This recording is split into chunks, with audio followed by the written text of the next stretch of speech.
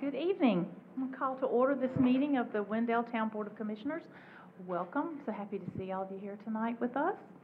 We're going to be led by, in the Pledge of Allegiance by Police Chief Bill Carter.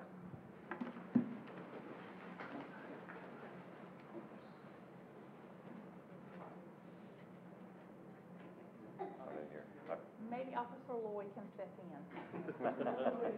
He must have stepped away. He's right out in front of the room. Yeah. Yes. I pledge allegiance to the flag of the United States of America and to the republic for which it stands, one nation, under God, indivisible, with liberty and justice for all. Thank you for coming in a pinch. Our invocation tonight from the Wendell Council of Churches, we're going to hear from Pastor George Fuller of Wendell Christian Church. Good evening. It's nice to see you again. Thanks. Great to see you. Really glad to be here. Our church, Wendell Christian Church, has begun a process of looking for how we can become aware of the needs in our community and how we can serve the community along with the other churches in the Wendell Council of Churches. And we had Mayor Gray with us and had a panel where she presented to us the needs that she saw and the future that was unfolding that you are all leading us through. It was very exciting. And as a pastor, I love when people are talking about how they can connect their lives to the needs of the people around them and their neighbors. And I'm very grateful for that, for the mayor being with us on that night. Let us pray. Pleasure.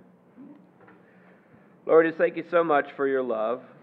I pray that each person here who will be sharing, who will be deliberating, who will be making decisions, would first off know the security and the love and the embrace that you offer. Pray that they would know the grace that forgives everything that needs to be forgiven and the Spirit that enlivens everything that you are invited into. And so right now we do that. We invite you into this meeting. We ask that you would open up eyes, ears, hearts, and that you would help these who deliberate and make decisions to help find a way to channel your hopes that your love has for our town into the reality of lives and policies and the kinds of decisions that can often seem mundane but are filled with the sacred. In Jesus' name, amen. Thank you again. Are there any adjustments to the agenda? Do I have a motion to approve the agenda? So moved. All right, we have a motion to approve the agenda. All in favor? Aye. We're moving to a public comment period. There are several ways that you can participate in public comment. You can sign up the night of the meeting at the podium that we have outside. You have 3 minutes to speak. You can submit written statements to the town clerk, and if it's received before 5 o'clock on the Friday before our meeting, it'll be read into the record to the length of 3 minutes. And you can request to call into the Uber conference line by contacting the clerk again by 5 o'clock on the Friday before the meeting, and you can, during that time, have 3 minutes to speak. So we give folks a lot of opportunities to talk. We have several public hearings tonight, and we have a large audience in attendance. If you're wanting to speak at any of the public hearings, there's a public comment portion of those as well. You may want to, even if you've already signed up, you can certainly do both, but you may want to hold your comments until the public hearing so that you're speaking on that. So let's get started. We have a long list. And the first one, and if I call your name and you'd rather hold it, you can just let me know. The first one is Phelps Lewis. When you get to the podium, if you could give me your name and address, please. Thank you. Good evening. My name is Phelps Lewis. I live at 1009 Home Farm Road, Wendell. Mayor Gray, good to see you. Nice to see you. Commissioners, good evening. First, I want to say thank you for your service. Public service is not hard. Oh, excuse me, it's not easy. It's not easy. I've been a public servant here in Wendell, not currently, but I've served 12 years at the Wake County Housing Authority. So I know a little bit about public service. It can be tough. And this evening may be tough for you too. I'm sure many of the folks here are here for the same reason as I am, being concerned about the growth in Wendell.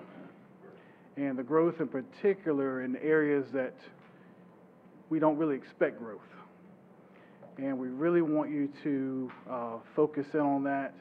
I know there'll be public comment period about that. I did sign up initially to talk about the issue at hand in terms of rezoning.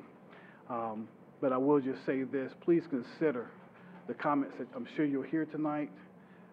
There are a lot of folks that are not happy about what's possibly coming. And just be mindful that Wendell is a very great place to find place. I grew up in downtown Raleigh. I know a lot about noise, congestion, lots of things going on. And I married my wife of 25 years to come out here. She's from Wendell, grew up on a farm here. And this will be my second time since being here for over 20 years of being impacted by growth. So please consider to just slow down. There are a lot of other areas that can be developed, but in the area that's being considered on the agenda tonight really should not be passed in terms of rezoning. Because of traffic, there's already a traffic issue on Eagle Rock Road, which is where Lake Glad Road is. Just a number of impacts that will negatively affect that area. So I would like to speak more, but I will stop now and wait until the public hearing for that part. Thank you. Thank you. Edie now. May I wait to speak on Yes, items yes, 5A ma'am. and B? Yes, ma'am. Wayne Norris.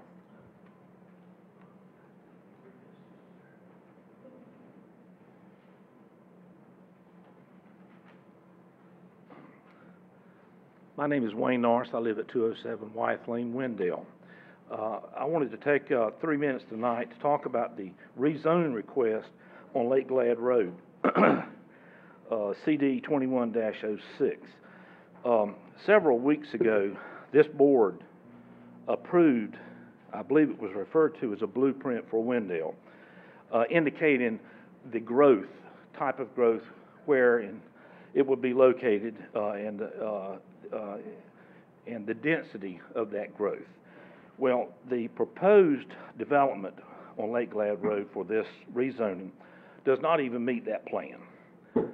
So I don't know how the planning board overlooked what was approved here by the town board, but if you'll take a look at it, you'll see that it does not meet that requirement. Also, that night that blueprint for Wendell was being proposed here for vote, there was a lot of people that talked against the density issue for the zoning in a lot of different areas, but that was not adhered to that night or approved. There are a number of issues in that development plan. For example, I think it's on page 109, where it indicates the speed limit on Lake Glad Road as being 45 miles an hour. The speed limit on Lake Glad Road is not 45 miles an hour.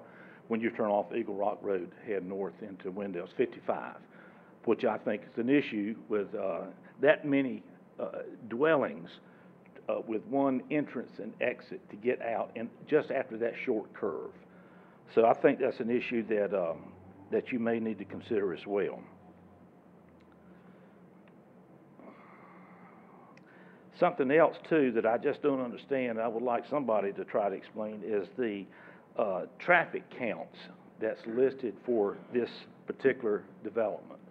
I think there's 121 dwellings that's proposed for this development. It could be 190. I've read it several different locations. But the number of daily traffic trips that's identified within that plan, to me, just does not make sense.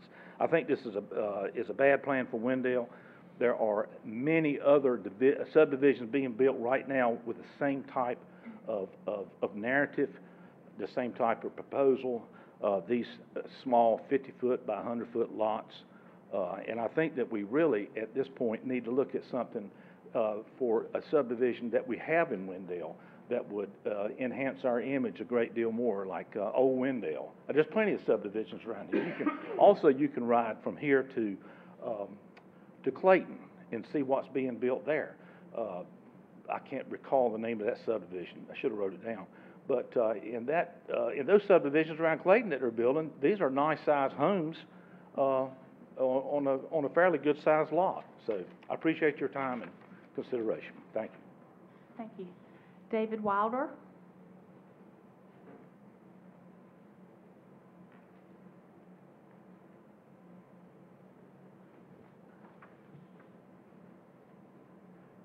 Good evening, I'm Dave Wilder, 212 Wythe Lane, Wendell. And like Wayne, I want to speak concerning the development along Lake Ladd Road. Two different ones. I know only one is being considered tonight. But in both cases, it's R30 and wanting to, to change it to where they can have tiny lots and houses 3 feet from the property line in one situation, 5 feet from the property line in another. And so the biggest problem with this, well, there's several, and the traffic is a part of it, but in both situations, these neighborhoods are going to be directly adjacent to something that is absolutely not compatible. It's not like it's one step different. That wouldn't be that big a deal. But it's like 8 steps apart.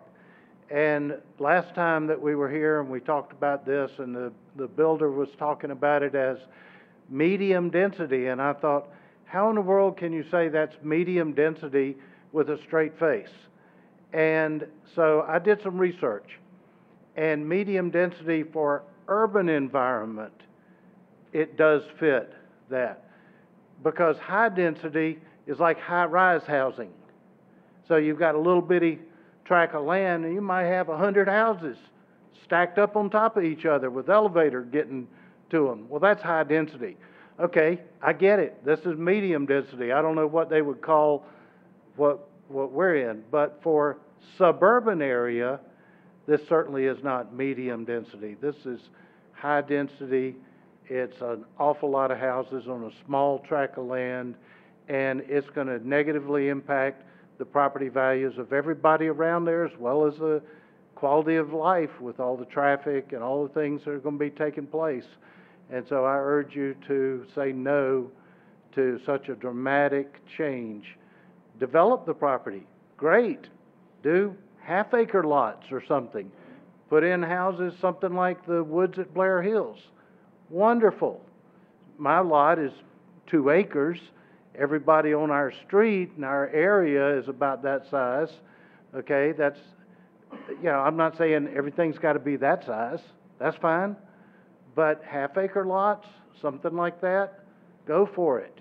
But a lot where your house is 5 feet from the property line and the next house is 5 feet from the property line, and if you want to paint the second story, you have to put your ladder against the neighbor's house because it's that close. That is not compatible with what's around it. So please take that in consideration. Thank you. Thank you. Kathy Rockwell? Okay.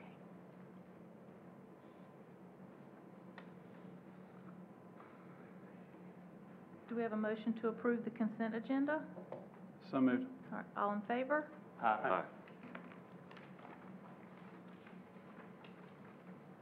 right, item number 4 is introduction of new finance staff. I'm going to hear from Garrett Johnson. Good evening. Good evening, Madam Mayor, members of the board.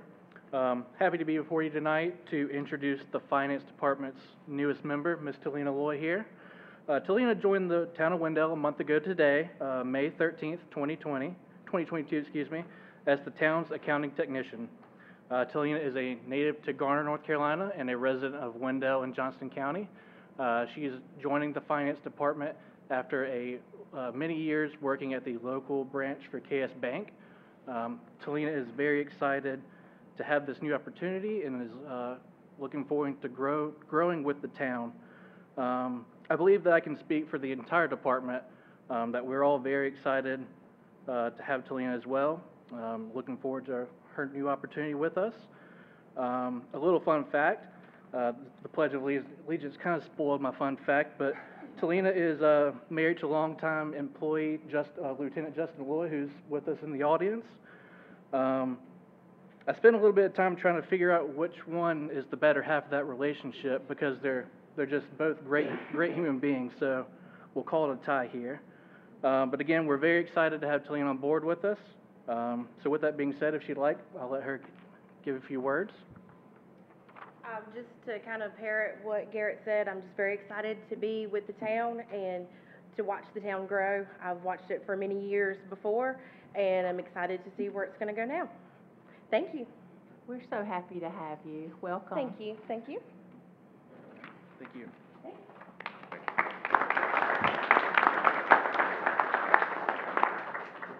Item 4B is a presentation of Risk Management Services Grant from the North Carolina League of Municipalities.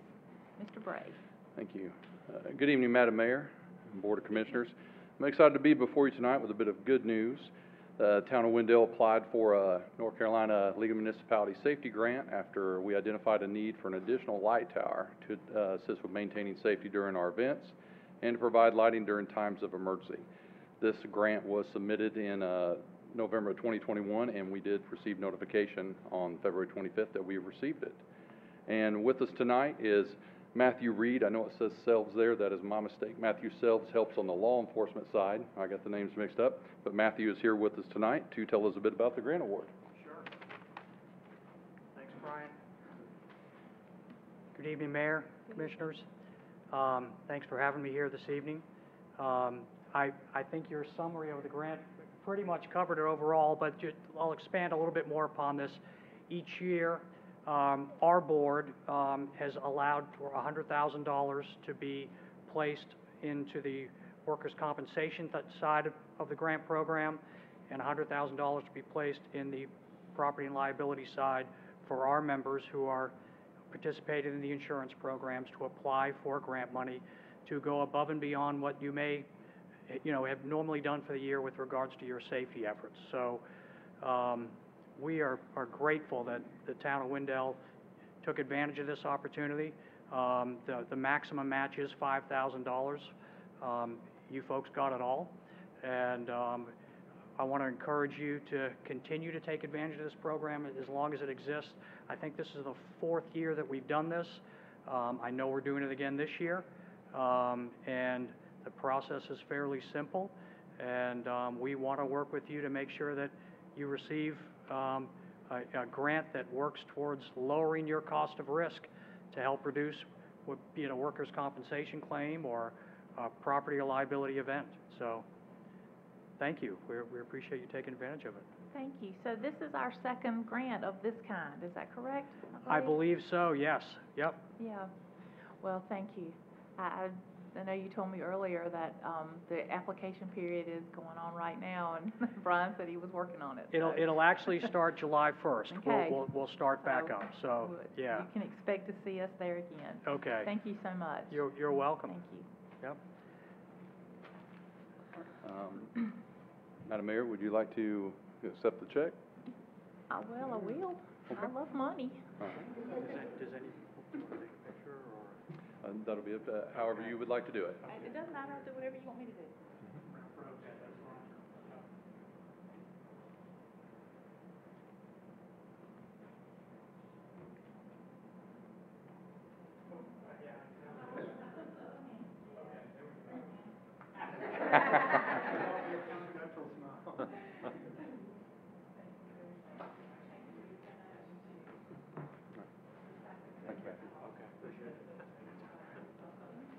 You gotta give the gear.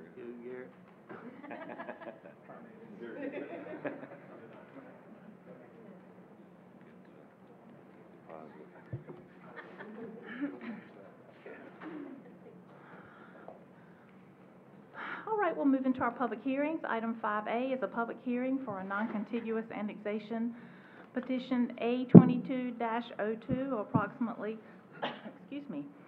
41.83 acres located at 1129 Lake Glad Road, PIN number 1782292487.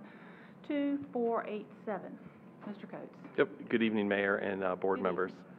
The first public hearing tonight is for a non-contiguous annexation petition A2202, which is, this is the mayor referenced 41.83 acres at 1129 Lake Glad Road. The request this evening is to hold a public hearing for the annexation petition and consider a motion to adopt the attached ordinance. Item summary, Matt Hook of Ellis Developments Group has submitted an annexation request for the one parcel totaling, it's 41.83 acres. The property is located within the town of Wendell's urban service area and is currently zoned Wake County R30. The applicant has submitted an application to rezone the parcel to R7 Conditional District, town of Wendell. The proposed annexation area would require services from the town's police, public works, parks and rec departments if annexed and developed. Secondary service impacts will be incurred by other town departments that support the operational departments. Property is already served by the local fire district. Water and sewer is readily available to the property and provided by our Wendell service area by the City of Raleigh Utilities. Specific impacts are dependent on the use, density, and design of the development. The applicant is proposing single-family homes and is subject to approvals for utility allocations and land use. I can field any questions you have on the annexation. The applicant is here. I will say that the next public hearing is the rezoning, which is related to the annexation. The property's in our urban service area, not in our ETJ, so the annexation motion has to come first when we're making any motions on development in that urban service area. And the applicant is here to answer any questions as well. Okay, let's open the public hearing. Are there any questions from the board to start? Yeah, and Brian kind of answered mine. I was just wondering about the flip from kind of the way we do these normally. Just curious from the attorney's perspective, I mean, what makes sense? Do we have to do one and vote on it before we do the other? Is there a way to go ahead and have this whole conversation instead of trying to chunk it into two pieces?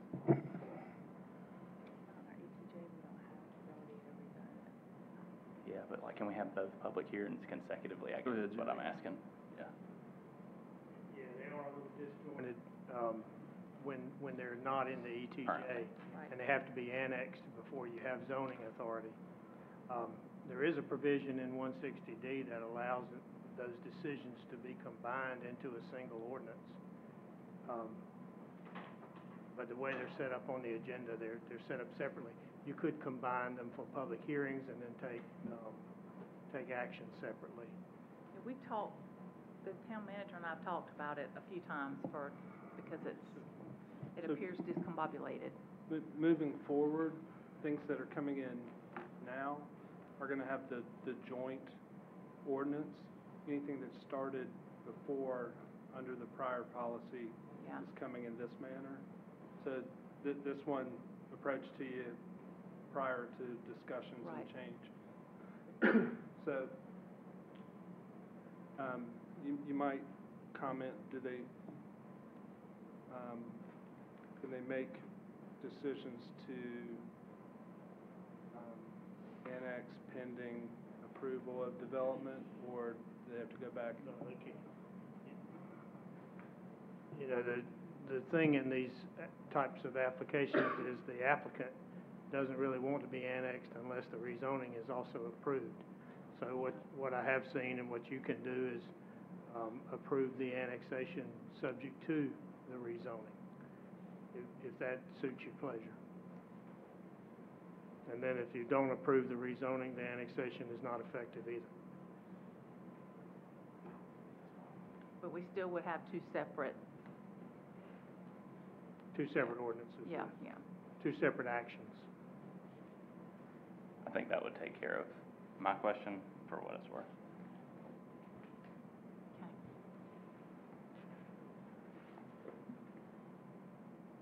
Okay. Okay, go ahead. I'm just making a note. Were there any other questions from the Thank board? Okay. All right, let's hear from the applicant.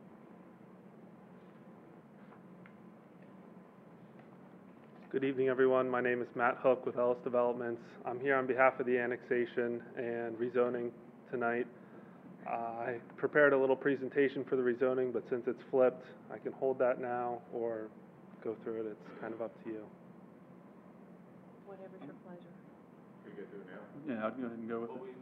Normally, we'll go through our Yeah. PowerPoint, then the applicant would go through theirs on the rezoning. So I can sit back down for a couple That's minutes. fine, yeah. Or whatever order y'all like to do. So, Brian, your presentation is for the next, Yeah, this is our presentation on the annexation, which is normally just a few slides. The rezoning is the next public hearing, and our presentation is longer because it has all the you would details like of the. to wait until after as well. So, is that correct? We can, it's up to you. They're I just scheduled wanna as make sure two he public understands- hearings. I know, but I Yeah. want to make sure he understands what he agreed to after the talk we had before, the conversation. So you're waiting until the next public hearing, is that, Yeah. sir? Okay, okay. I'll follow Brian. Okay, all right. Well, then we'll- Mayor, another possibility, if you're interested, is you could have both public hearings and take both actions after the two public hearings.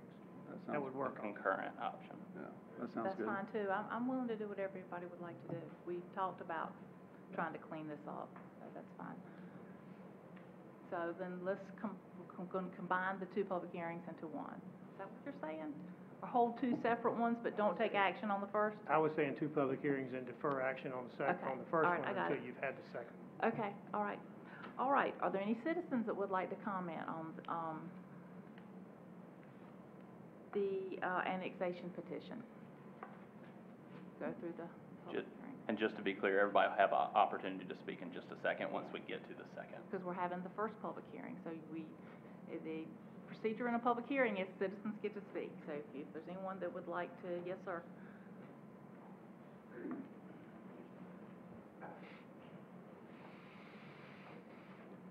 Let me have your name and address, and you get 5 minutes. My name is Pat Rockwell. I'm 107 Coombs Court, Wendell. So, and I may need some help on this. I've been to a few of these town meetings now, and we're doing a lot of annexation. And I understand the reason is because they want the town's services. Is that correct? I'm asking. I'm trying to understand why the property below this one is a subdivision, not annexed. But these new ones seem to always have to come into an annexation, which puts them under the town guidance and services and part of everything that goes on here. They get a vote for you all. I live here, I don't get the vote for y'all. But if I let you annex me, I get the vote for you. All right, but you're gonna make me live near all this stuff that we're gonna change, which is okay, I don't mind the change. But we're going too far on a lot of these, and we've had these discussions. I'm not rehashing all of it. But what drew my attention is that subdivision right behind this one. Why are we having to annex this? Why isn't the builder coming in, setting the size of lot that wouldn't require public services, and just subdividing the property like it normally would go any other area? Clayton doesn't annex every place that's down at Flowers Plantation. These beautiful places down there. Somehow I'm missing something about why, and I'm not passing any judgment on, by no means. I'm asking for some help, and I'm asking for you to help explain to me as a town or a Wendell resident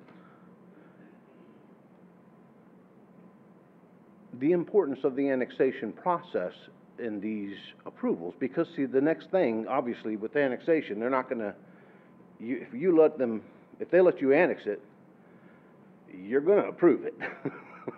Because it wouldn't make sense not to, because they have some interest in that, and so do you now. What concerns me is there might be some leverage that might be had by someone that doesn't really care about this town, where I do care about this town. I care about this community, and I care about the people who, I didn't grow up here. I came here 20 years ago. I love it. I don't expect it not to change. I know everybody likes to put that out there. No, I'm part of the change that came here. I get it. But this is not the same thing. This is something different, and the annexation part of it is something that I just don't quite understand why the town's so being asked, and I'm assuming they're asking you to annex it, is how I've heard it several times during these meetings. They're asking you to. And I know in here, this area, North Carolina, there was a big annexation issue when I first moved here. People were really towns were going out and just annexing everybody and anybody they could, and then that sort of got stopped. So, you know, I have to imagine there's something there that, okay, well, now you can ask us to annex you. Okay, still a problem if we're not doing the right things for the town, right? If we're doing the right thing for the community, then the six of you sitting here should be considering what all of us are talking to you about. And we can still build nice places. I mean, that's the whole thing. We can build nice communities. We can still have our parks. We can still have I'm willing to do what we need to do as taxpayers to pay a little bit more for the added this or that.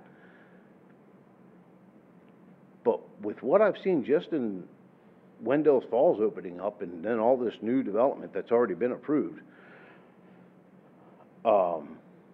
these new proposals are just, I mean, they just keep coming. And everything's going to R4, R7.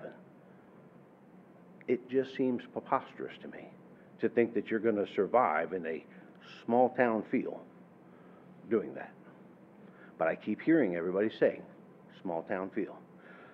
No, you're not. You know, I sort of joked with my family. I lost my red blinking light, turned into a stoplight.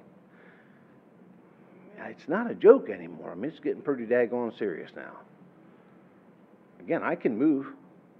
I can move anytime I want to. But I do. I care enough about this town not to. So thank you all for your time. Thank you. Anyone else? All right, are there any questions or comments?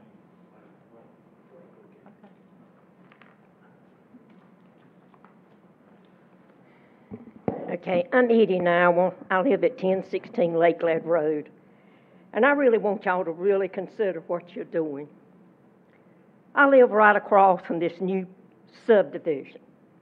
I don't think it should be annexed because I know what you're going to do next. I'm going to be in the town limits. I moved out of Wendell a long time ago. I'd like you to look at that map up there. If you notice, everything around that little subdivision is R30. Why would you want to put an R7 out in a quiet community that we have loved and enjoyed? I've lived at Lakeland Road, at 1016 Lakeland Road for nearly 40 years. I'm not against change, but do it in a reasonable manner. Give a person three-quarters of an acre or an acre of land and give them something that they can be proud of. Don't cram them on top of each other. This medium density, I looked it up, and on Google it said it could possibly be medium density apartment house district. So possibly if the builder doesn't make enough on these little bitty houses, they'll turn them into apartments. Then what have you got? How many lots are there going to be? How many houses? How many cars are you going to turn out on Lakeland Road? I can hardly get out of my driveway right now, and I'm right across the street. And I want you to look at the map they have presented of coming out of that site onto Lakeland Road, like it is a straight arrow. I want to tell you that is a curve. My house is right here. When I try to get out, I look up in my rearview mirror and there's somebody right on my bumper. And when I go to cut the land for my mother-in-law or for where my dad lived with my trailer and lawnmower, I'm scared to death I'm going to get run over. And you're going to put what is it, 71 houses in there with at least one car, if not more, to come out on Lakeland Road? And if you go down to Eagle Rock Road, you need to get out before 7 o'clock, or you might as well wait till after 8 o'clock, because the traffic coming from Johnston County will not let you out. So also considering the school district, if you're putting in there that something's gonna be rented, people don't care. Or if they do, they take their children to Raleigh and put them into private schools, and what happens to our schools right here in Wendell? They go downhill.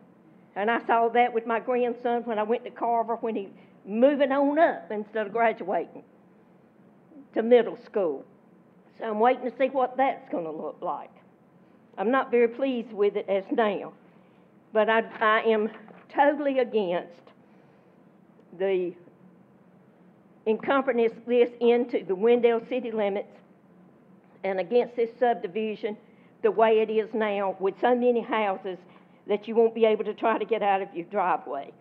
And I hope to God you will listen to us that live out there on Lake Glad Road, that will have to put up with the traffic and everything that comes along with it if you've got apartments and so many people crammed in a small area.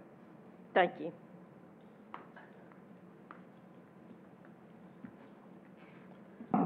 Wayne Norris, 207 White Lane, Wendell. Just so I understand, I'm a little bit dense on this proposal that's being made now about approving or voting on the annexation and subject to get it rezoned. That's the language that I heard. Is it going to be subject to the proposal that's been presented as part of that tonight, or is it going to be another rezoning request that's different? And how long will this subject to be approved for? 6 months, 8 months, 30 days, or what? So that's the questions I had. What we were talking about is the possibility of having the annexation subject to the next one. We were just having. Yeah, but subject to. That's not gonna happen anymore. To the B part of what you proposed tonight. And does we're that not last doing 30 it that way days, or is anymore. that 30 days, We're or? not doing it that way anymore. So Oh, just okay. erase it from your head. We're not Sorry gonna do about that. that. I told you I was a little it's bit okay, dense 'cause look, on that. I asked a lot of questions too, because we had several ideas. What's gonna happen is we're gonna have the first public hearing for annexation. We're not gonna take action on it. We're gonna have the second public hearing and take action on them both at the same time. Okay, thank you. So nothing will be subject to anything else. All right, anyone else? Okay.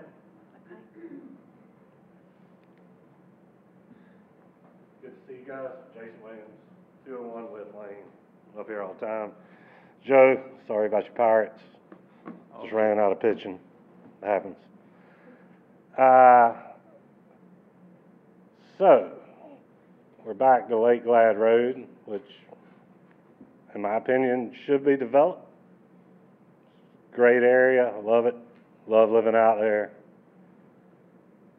But R7, boy, that's something there. 3,500 square foot lots? Really? That's, my house is 3,500 square feet. Doesn't really, I mean, the only thing we have smaller than that in Wendell, I think, is gonna be mobile home parks and graveyards. I'm pretty sure that's the only thing that's more dense in the town of Wendell at this point. I know we can't speak to the neighborhood, we're just working on the zoning right now. Look, I understand. He can speak to either, right? Like, we can speak to either of the things. No, I'm coming back for the next one. Okay. But Why not, right? Get my money's worth. I'll spend the whole $1. I didn't want to miss any. No, and I don't want you to, brother. Develop it. Make it nice. Develop it. Do it. I mean, I'm not saying they gotta be lots like mine, but half-acre lots, let's do it. Let's bring that money to Wendell. Like, bring money to Wendell to where people want nice homes, larger homes. I mean, people are wanting to get out of the cities. I have friends all the time that live in Wendell, or live in Raleigh, that have lived in Raleigh, and they're looking for space. Let's be that place where they can get that space. I'm not saying everybody wants a larger lot. I understand that. Developers don't want a larger lot because they can't make as much money. We all know that. If they could make as much money on larger lots and people were as happy, they'd make larger lots. But they can make more money cramming them right beside each other, and we all know that's the reason. But that's my 2 cents on the zoning. Let's move it to something to where we could be proud of. It doesn't have to be R7. The UDO says it has to be harmonious to the existing neighborhood. We're going from one end of the spectrum to the next. I mean, we're moving 5 whole sections down on the zoning chart.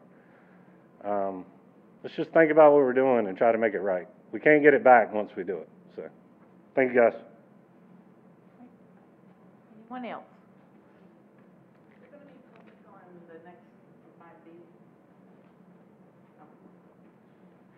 All right, are there any other questions from the board?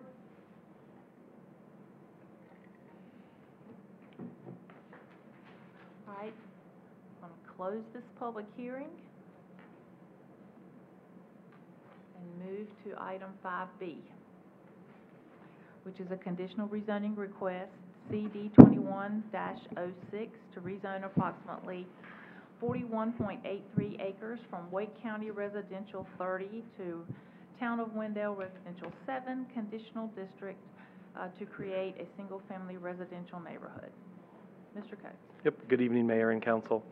The request before you is a conditional rezoning request, 2106, to rezone approximately 41.83 acres from Wake County R30 to Town of Wendell Residential 7 to create a single-family residential neighborhood. The request tonight is to hold a public hearing and consider making a motion to adopt the attached ordinance with conditions.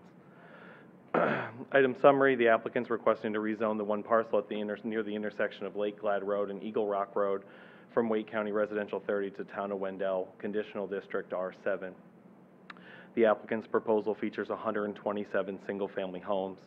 The proposed neighborhood contains 7.71 acres of open space that also includes a clubhouse, pickleball courts, bocce courts, 2 pocket parks, and a walking trail. The overall site plan is included in Attachment C, and the full master plan is Attachment D in the packet. As I referenced, intersection, it is in our Town of Wendell urban service area. Urban service areas, just to kind of field, I think, one of the questions from the annexation request. Urban service areas, each town in Wake County has urban service areas. There are areas designated for the towns to grow into. They are eligible for annexation and expected to have water and sewer service from the municipal. One key difference, I think, the land use pattern, Johnston County actually has countywide water. Wake County does not. The municipalities have utilities for municipal water and sewer, so the land use function is different in Wake County versus Johnston County in growth patterns. Current land use, woodlands and farmland. The applicant's proposing single-family homes. There's no apartments planned, no townhomes, just single-family. Property owners are Richard and Kimberly Todd, the applicant's Ellis Development. Subject parcel R7 are residential districts coded for the town's existing predominantly residential neighborhoods, as well as to provide for new primarily residential development in accordance with the pattern. Districts are differentiated by density. R7 will go over the lot sizes that they're proposing just to clarify those. R7, minimum lot width is 24, the applicant's proposing 40. Lot depth is 100, the applicant's proposing 100. Front setback is 10 feet, side setback minimum is 3 feet, rear setback is 25. The applicant is requesting R7 because they do have lots that are smaller than 6,000 square feet. They have their smallest lot size is 4,500, maximum lot size is 16,800, and the overall average lot size is 6,200. If we used an average lot size, it would be very similar to R4. However, they have some lots that go below that, and that's why they've requested the R7 zoning district. Overall site plan. Zoning conditions. So I'm going to go through these. These are zoning conditions that have been offered by the developer, the applicant, that go above and beyond the Town of Wendell standards for development. Zoning condition 1, materials, siding. At least 2 of the following materials shall be used on each unit: wood, fiber, cement, metal, masonry brick, brick veneer, masonry stone, stone veneer, or synthetic stone. The use of vinyl siding shall be prohibited except for trim elements of the dwelling unit facade. Instead, siding must be fiber cement siding featuring horizontal shake or board and batten design. Condition 2, garage doors must have windows, decorative details, or carriage style adornments. Zoning condition 3, In order to promote a variation in home appearance, no single-family front elevation shall be constructed adjacent or across from any identical elevation. For corner lots, this shall also apply to the lots diagonally across the intersection. Zoning condition 4, the rear and side elevations of the units that can be seen from the right-of-way shall have trim around the windows.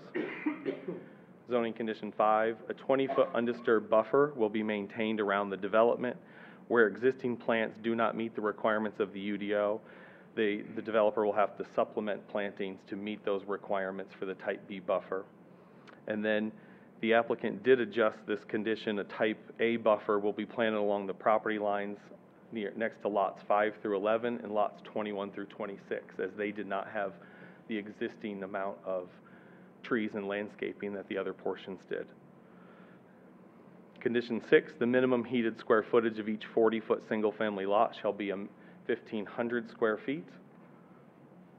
Condition 7, the minimum heated square footage of each 50-foot single-family lot shall be 1,600 square feet. Condition 8, the minimum heated square footage of each 60-foot single-family lot shall be 1,700 square feet. All single-family homes, condition 9, will have a minimum 2-car garage. The rear and side elevations of the units that can be seen from the right-of-way will also have trim around the windows. Condition 10, all single-family homes shall have a covered front porch. Condition 11, front yards shall be sodded to the front corners of the house. Street-facing sides yards will be sodded to the rear corners of the house. Zoning 12, amenities will include but are not limited to clubhouse, trails, park space, bocce ball courts, and pickleball courts. All open space and amenities will be maintained by the HOA. Condition 13, adjacent to all existing single-family lots, a 6-foot tall privacy fence shall be installed at the developer's expense and maintained in perpetuity by the HOA. The buffer shall be on the side of the fence facing the existing homes. Condition 14, all single-family dwellings will have a 12-inch minimum exposed foundation, which shall be wrapped in brick or stone veneer on the front and sides. The applicant will need to obtain stormwater, sedimentation, erosion control permits from Wake County Environmental Services before any work can commence. The proposed development plan will need to meet the requirements of the UDO. Wake County provides stormwater, sedimentation, erosion control services for the town of Wendell. The proposed plan shows the development creating 3 stormwater control measures to be used for stormwater management. The existing ponds on site will not be used for stormwater and will be contained within the open space and maintained. Buffers. UDO Section 8.6A requires a 10-foot Type C buffer between R7 and other residential zoning districts. However, when a more intense use is proposed next to single-family residential, a Type B is required. In this case, the proposed development plan includes a 20-foot undisturbed Type B around the entire development. A Type B buffer requires 1 tree every 25 feet, a shrub every 6. Adjacent also to existing single-family lots, a 6-foot privacy fence will be installed. The buffer shall be on the side of the fence facing the existing homes, so that they're looking at the shrubbery and then the fence, not the fence and then not seeing the shrubbery and trees. Per condition 5, a Type A buffer will be planted along the property lines of lots 5 through 11 and lots 21 through 26. A Type A buffer consists of 1 canopy tree every 40 feet, 1 understory tree every 20, and 1 shrub every 5. They're more dense than a Type B. Open space required to dedicate 1,750 square feet of open space per single-family dwelling. 75% of that will be passive, 25% will be improved park space, with 1/3 of that being considered active. The proposed development plan includes 127 lots, and they need to have a minimum 5.1 acres of open space. The applicant's proposing 7.71. Of that, 1.73 is improved, and 1.63 acres is considered active. Streams and wetlands. Current development plan does show the locations of streams and wetlands. No floodplains exist on the site. The existing ponds and stream on the site require a 50-foot noose riparian buffer, which is measured from the top of the stream bank. No lots are within that 50-foot noose riparian buffer. The applicant will need to obtain permits to construct Street H, which crosses the stream and the buffer. Transportation. UDO Section 1611 required a TIA for this development. Originally, the TIA was developed using 170 dwelling units The applicant's current plan only contains 127. They lowered that. The TIA was still completed on 170 lots. TIA contains the following improvements, and Josh Ranke is here with Ramey Kemp for questions on the TIA as well. Southbound 75-foot left turn lane on Eagle Rock at Wendell Falls Parkway. A northbound 500-foot left turn lane on Eagle Rock at Wendell Falls Parkway. A southbound 150-foot left turn lane on Eagle Rock Road at Lake Glad. And I'll have the map, which will show you those locations. This was the TIA. You can see everything that is hatched here with the arrows are black or partially coated. We'll show those turn lanes at the intersection and also the turn lane southbound on Eagle Rock onto Lake Glad Road. It is key to note in the TIA, NCDOT added a 100-foot westbound turn lane on Eagle Rock at Wendell Falls Parkway during the initial review. When the dwelling unit count was adjusted from 170 to 127, DOT waived that requirement as the unit count declined, and so did the trips. Transportation, the arterial and street collector plan for the town of Wendell identifies Lake Glad as a future 3-lane undivided roadway. A 3-lane undivided roadway contains a 79-foot right-of-way that includes 12-foot travel lanes, 5-foot bike lanes, 6-foot sidewalks, and street trees. The applicant is proposing to dedicate the additional right-of-way along Lake Glad and will construct the required road improvements. Site also contains 18 off-street parking spaces near the mail kiosk and pickleball courts. The proposed local streets within the development meet the town of Wendell local street standards. Phasing, the current plan has one phase for the proposed development. With only one phase, all amenities and infrastructure would be constructed prior to the completion of the subdivision. Comprehensive plan, Blueprint Wendell 2030 classifies this area as medium residential living 1. Medium residential 1 is characterized by moderate density residential development. It's composed of single-family detached home, and many are on small lots. The mix of housing types are intended to create intergenerational neighborhoods. The average density of these neighborhoods is between 2 and 4 units per acre. Improved open space in the form of pocket and neighborhood parks are interspersed, and greenway trails are located to connect such parks, as well as provide links to trails and walkways in neighboring developments.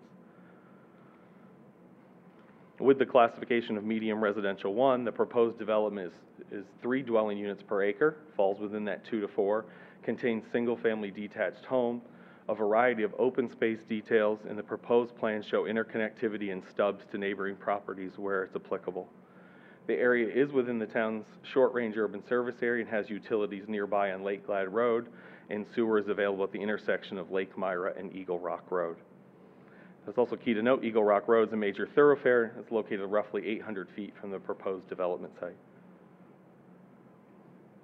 Technical Review Committee, which is made up of Wendell departments as well as City of Raleigh, Wake County, and NCDOT. Technical Review Committees completed their review of the master plan, and the applicant made corrections based on their comments.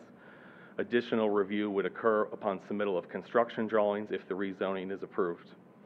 Neighborhood meetings, and Matt can discuss these. They held 2 neighborhood meetings, one on August 31st, 21, and one December 16th of 21. Staff comments, the proposed development plan is consistent with the Blueprint Wendell 2030 Comprehensive Land Use Plan. Staff recommends approval of the conditional district. The requested zoning map amendment is consistent with the recommended uses outlined in medium residential 1 of Blueprint Wendell 2030 and is reasonable. Planning Board, at their April 18th, 2022 meeting, the Planning Board voted 7-1 on the motion to recommend approval of the rezoning request with the following condition. Condition 5, they got readjusted, and the developer included that for this meeting. And I can field any questions you have before the public hearing. All right. Open the public hearing. Any questions from the board?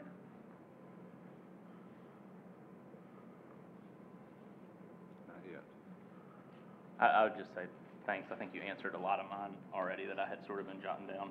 Okay. So I don't have any more at this point, but thanks. All right, let's hear from the app. Did you have one? Brian, can you go back to the conditions real quick? Yes, give me one moment. So, since we're doing it this way tonight, Madam Mayor, I thought that Gives us a unique opportunity. Normally, the conditions are coming after people are talking. When you have comments tonight, these conditions are the give and take. That's how we get things added in, or more or less. And I would think of your if you have a thought that you think fits in one of these boxes, I would encourage you to mention that as well. Let's hear from the applicant.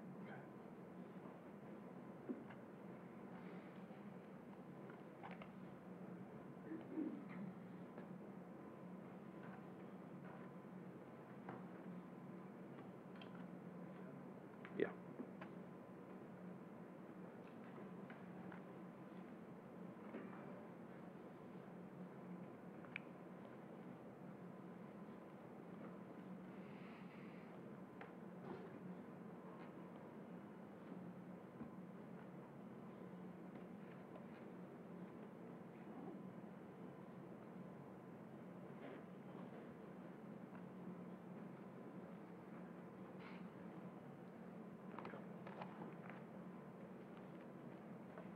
Thank you, Brian. Again, my name is Matt Hook. I'm with Ellis Developments, the applicant for this proposed rezoning. Brian covered a lot of what this presentation had, so I will run through it relatively quickly. If you have any questions, please feel free to stop me. So the current status, this is only one parcel currently zoned R30 in the urban service area. We are proposing the R7 conditional district. We originally had that plan up to around 170 units, and we knocked that down to 127. This property is proposed to be annexed into the town of Wendell limits, and the density overall is around 3 units an acre, even though R7 can hold 7, and I think Brian did a good job of explaining why. The comprehensive plan, again, that little circle shows where this project is located. It is in that light yellow color, which is medium density residential 1. The big note is 2 to 4 dwelling units an acre, and we're coming in just about smack dab in the middle of that. The existing conditions on this property, there is a little bit of farmland, there is a little bit of woodland. There are 2 ponds on the property, and we are proposing to keep them as natural ponds. We're not using them for stormwater or anything like that. We're going to have the trail network integrated to kind of make it nice for any residents that want to walk around the existing ponds. This is the master plan. The amenities will include a clubhouse, a 10-foot trail system, sidewalks, pocket park with benches, active open space field with bocce and pickleball courts. You can see some of those trails that I was describing earlier around the ponds. The gray area, that is number 8, that's where the bocce ball, pickleball, and clubhouse will be. Down closer to Indian Rock Road, to the left of what that number 2 is where the pocket parks are going to be. We are providing more than the required open space, about 2.5 acres more, and the active open space is going to be about 1.63.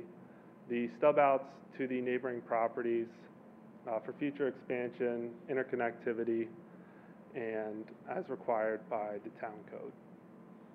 I do have one quick question on that Yeah, slide, of course. if you don't mind. I'm happy to wait if you'd prefer. Here we go. On the stub, on that the farthest north stub, is that whited out for any particular reason? I didn't know if that was one that was not going to be completed for a reason, or if it was just a glitch in the picture. I think it might just be a glitch in the picture. And I know sometimes we do that because of requests, but Yep. I'm sorry about that. Some of the site specifics, we are proposing for this site to be serviced by public water and sewer. There is a 10-foot required type C buffer, which is a tree every 40 feet, shrub every 8 feet. For most of the properties, they will be receiving a 20-foot type B buffer with a 6-foot privacy fence, as Brian explained. We did end up adding that type A for lots 5 through 11 and 21 through 26. That was a conversation we had in planning board. There are some areas where there's farmland right up next to the existing our property is farmland next to existing residences, and the comment from the planning board was that type B buffer won't quite meet what's naturally already there. So if we bump that up to a type A buffer, we think it'll provide more coverage for the existing residents that are there. And then the traffic, the counts were completed by Josh Franke, who is here with me tonight, and we have been working alongside Brian and his team to kickstart the Wendell Falls Eagle Rock Road project. We've been working with them very closely and acquired some right-of-way on their behalf so that we can really kind of get this thing going. I know it's a problem for the town, and we're trying to speed that up as much as possible. And other than that, that's all I have. So I can take questions from the board.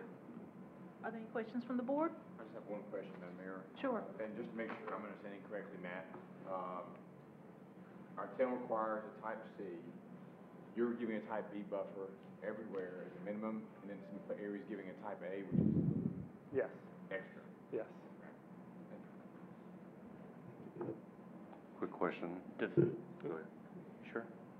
Just to feed off of that question real quick, is a type B buffer and a type A always come with a privacy fence, or is that an additional thing No, on that's top of? yeah, that's an additional thing as well. And if you kind of look back here, you can see some of the areas where there's farmland. Yeah. And those are the areas that we concentrated for those, the lots that are on the plan, as to where we want to bump that up to a type A, as opposed to just keeping it as the type B. Again, it provides a little bit more coverage. All right, on the parking, you said there's just 18 spots? That is centered around the amenity center. Yes. That's all for the whole subdivision? I believe there will be parking within the driveways, within the garages, Okay, so on the street. Each house has to have a two-car garage, and then there's 2 spots in the driveway, so 4 Yes. per house. Plus So no visitors, okay, and what about road size? Is that 30-foot roads in there, or is that the 27-foot road normal that you guys are putting in? Yeah. So it's a 52-foot right-of-way that contains sidewalks on both sides, street trees, curb and gutter, and then it's 27 feet between back-to-back between the curbs. So there's no parking, HOA, No, there's no parking on the parking. road? Nope. Okay, that was a quick question. And, that's all, yep, thanks. Anyone else? I have a couple condition questions and amenities questions. Prior to completion of the actual subdivision on the amenities, did I hear that right? Correct. Okay. Yeah, there's one phase. Typically, if there were multiple phases, some of the amenities would be tied to a certain phase. Okay. But because they're going to install utilities and all that at once, before the subdivision's finished, the amenities would need to be completed. Okay. Is it possible, and again, this is a Joe thing, I'm not speaking for the board, is it possible to accelerate that somewhat so we don't end up with a completed neighborhood without completed amenities? 75% completion, just something other than 100% completion? Yeah, we have zoning conditions at times that will tie it to a CO or a certain phase of a project, so that is. We'll have triggers for that in place. Yes, if it's a zoning condition. Okay. I guess that would be a question for you, sir. Is that a possibility? You understand my question, perhaps my concern, but, I mean, it's not a giant neighborhood. You don't have a swimming pool, that kind of thing, but, commitment to amenities is a big thing. Mm-hmm. I understand that, and I think we would be amenable to that. I'm not a builder, so we are a developer. We're not going to be the eventual home builders here, but I think if we can find a reasonable percentage of what to be completed, just to make sure, give the town a little bit more comfort in that. I don't know the formula for that. I Neither threw do I. 75% out. So a staff because- suggestion would be that the amenities need to be permitted by the 50th unit permitted, so that construction can start on homes, but the amenities have to be started at a certain building permit. That's a normal, zoning type condition that we have in some others. So that is a reasonable request then for what we're looking at. Okay. Well, I would suggest that we add that. For whatever reason, I have become the promote variation in home appearance guy. Yeah. The way I read this, we can't do similar homes side by side, Correct. but we can do every other one. Is that correct? So theoretically, you could have house A, house B, house A, house B, all the way down the street. I realize homeowners don't. Yeah, I've never seen that Don't want that. personally, but theoretically, yes. Again, not a deal breaker for me, but, you know, if we could change that to every third one instead of every other one. I know there's 10 elevations for every floor plan, so the likelihood that, you know, you're gonna pick the same one is pretty slim anyway. And then you opened up the side can of worms, side to the front corner of the home. If it is a corner lot, then you go to the rear corner of the home. Is that the way I read that? Yes. Again, just visualizing that, if you're riding down the street, home on the corner, you hang a right, your side is going to run out, whether it's the front of the house or the rear of the house in that lot. So, again, I'm a visual person. Maybe I'm wrong there, but I'm totally fine with, you know, straw and seed in backyards. See it all the time, non-issue there. But if you're gonna commit to siding it, corner lots, I would think you would do the whole thing. That way, it's a streetscape appearance thing. Am I clear on that? Am I making sense there? I think I know what you're saying, yeah. So where the side yard stops and the backyard begins. Correct, because if you're riding past the side yard on the street anyway, the side would end here, or it would end here, but then it doesn't extend the rest. To me, that just doesn't make sense. So, again, I realize it's additional expense. I don't handle your formula, that kind of thing. But from a street appeal, if we have conditions, I'm not asking that you side the whole neighborhood, but corner lots, at the minimum, would make sense to me.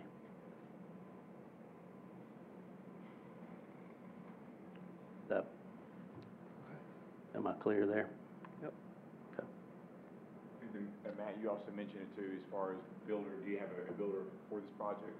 We do not right now, but we anticipate, we don't have a builder picked out yet.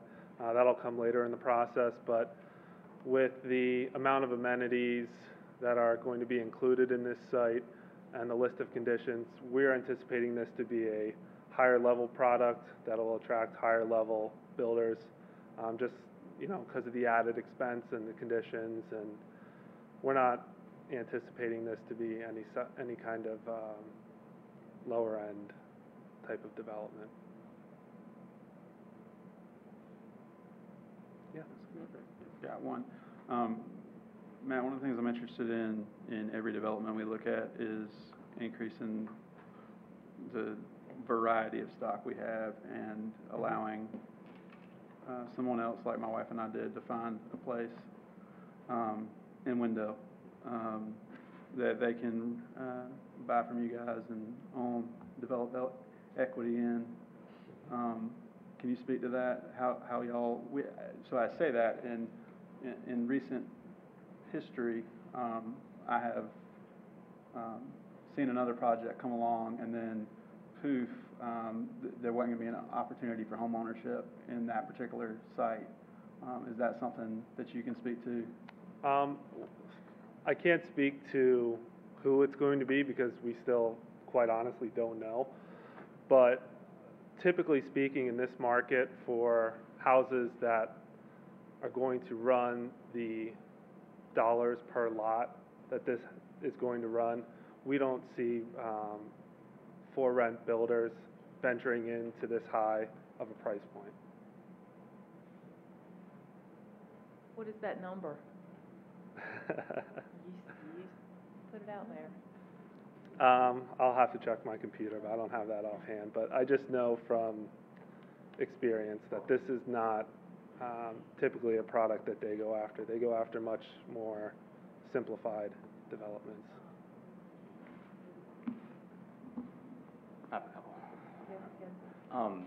Matt, the map that you have on the screen right now is, the legend is a little bit different than the version that I have. And so just specifically wanted to ask about what is number 7 with the green highlight there? Is that still a playground? Where is number 7, Brian? Sort of north of the bigger pond, the biggest pond.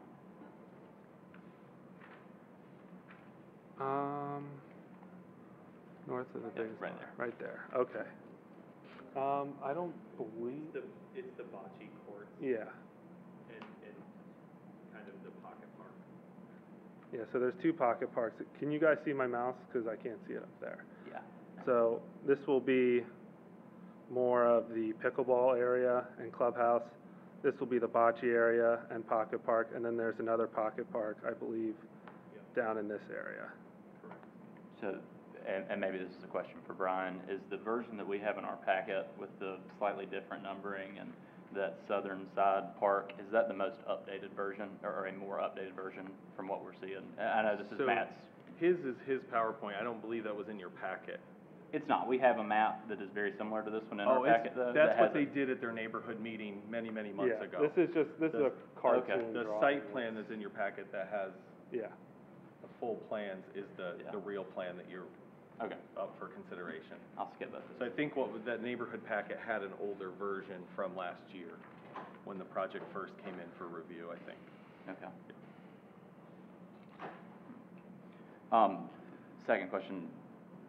We don't have to have a civil engineering class today, but it is helpful sometimes just to get a reminder on how some of the basic principles of the traffic study work. And I know we've talked about number of houses and how does that generally correlate to number of trips that are expected a day. And it's okay for the answer to be that's not how it works, but just whatever the highline version of that would be. And specifically, I think there were some comments earlier about the formatting of the actual traffic study report and just sort of how especially sightlines and curves and things like that are taken into account.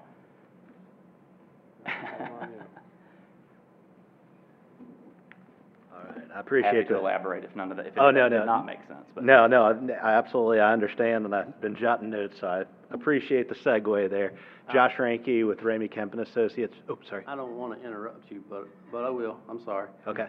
Just to clarify, the TIA was done on 170, the original, and not the 127. Correct, which is where we are. correct. Okay. And I was going to talk a little bit about that too. So 5808 Farrington Place, Raleigh, North Carolina.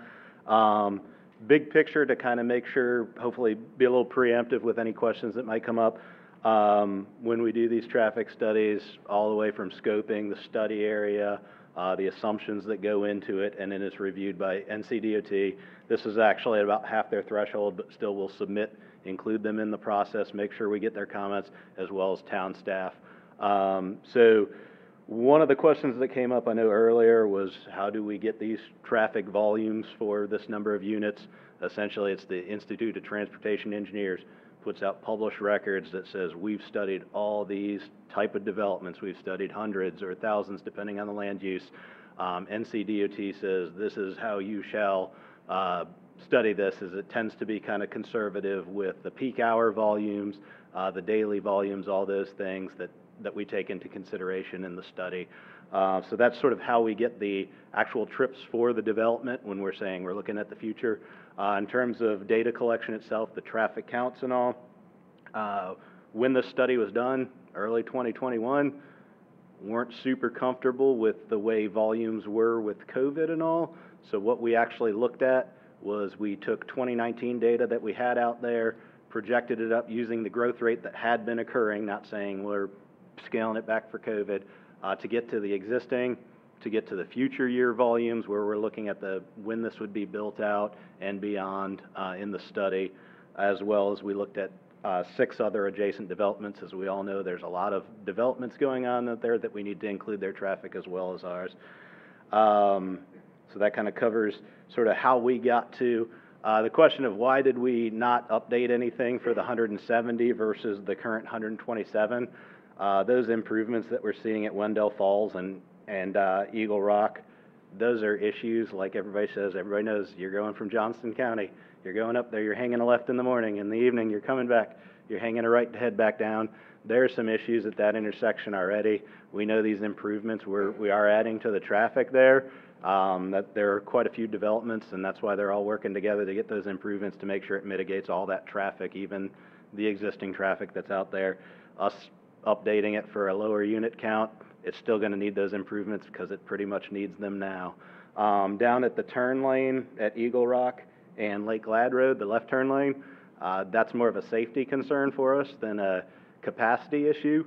If we already have some volume doing that, we're going to add more volume. You've got everybody once again coming back in the evening, going down to Johnston County, coming up behind you. We want to make sure we safely get them out of the through movement into a turn lane. So once again, that's more of a safety, and that's why we didn't update with the lower density. These are improvements that we thought were needed anyway, whether we looked at a smaller density and less trips or not. So safety and sort of the capacity.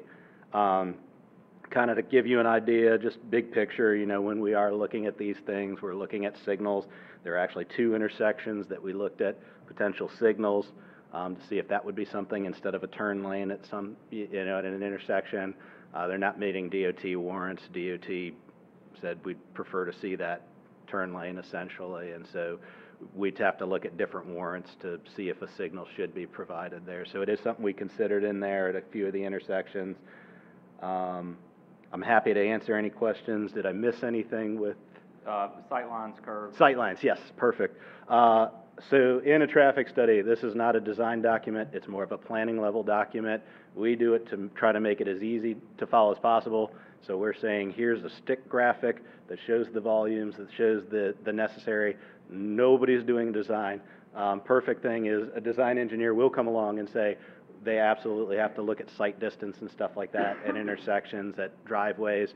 That's all part of the design process that'll be coming along later. So essentially we're saying, here's what's needed to mitigate the traffic out there, and then the design engineer, a roadway designer, or a site team might come along and say, okay, here's actually, we're meeting NCDOT guidelines, all those things, we're looking at sight distance, those sort of things. So this is more of a schematic that is just to show volumes, what's needed out there. We run the analysis, but the design happens later.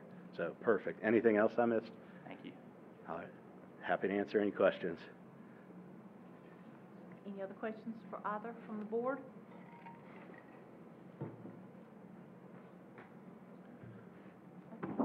Thank you. Madam Mayor, I just want to make sure that I clarify. Uh-huh.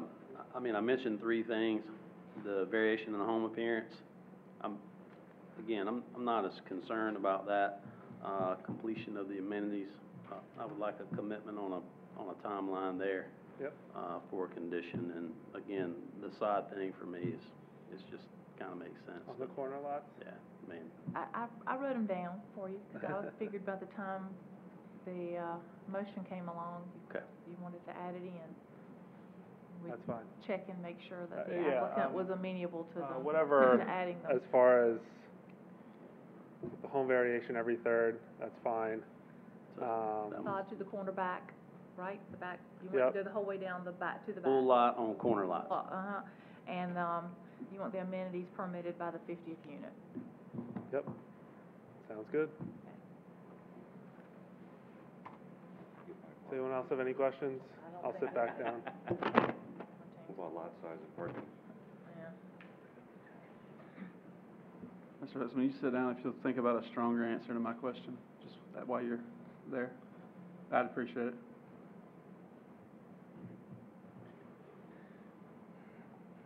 So, we're still not done with the public hearing? Yep. Okay. I just put our slide Okay. back. Oh, thank you. All right, let's hear from, would anybody in the audience like to be heard? Okay. Come up to the podium, give me your name and address. Have 5 minutes, you can watch the lights. Won't be that long. Good evening, I'm Kathy Rockwell, 107 Combs Court.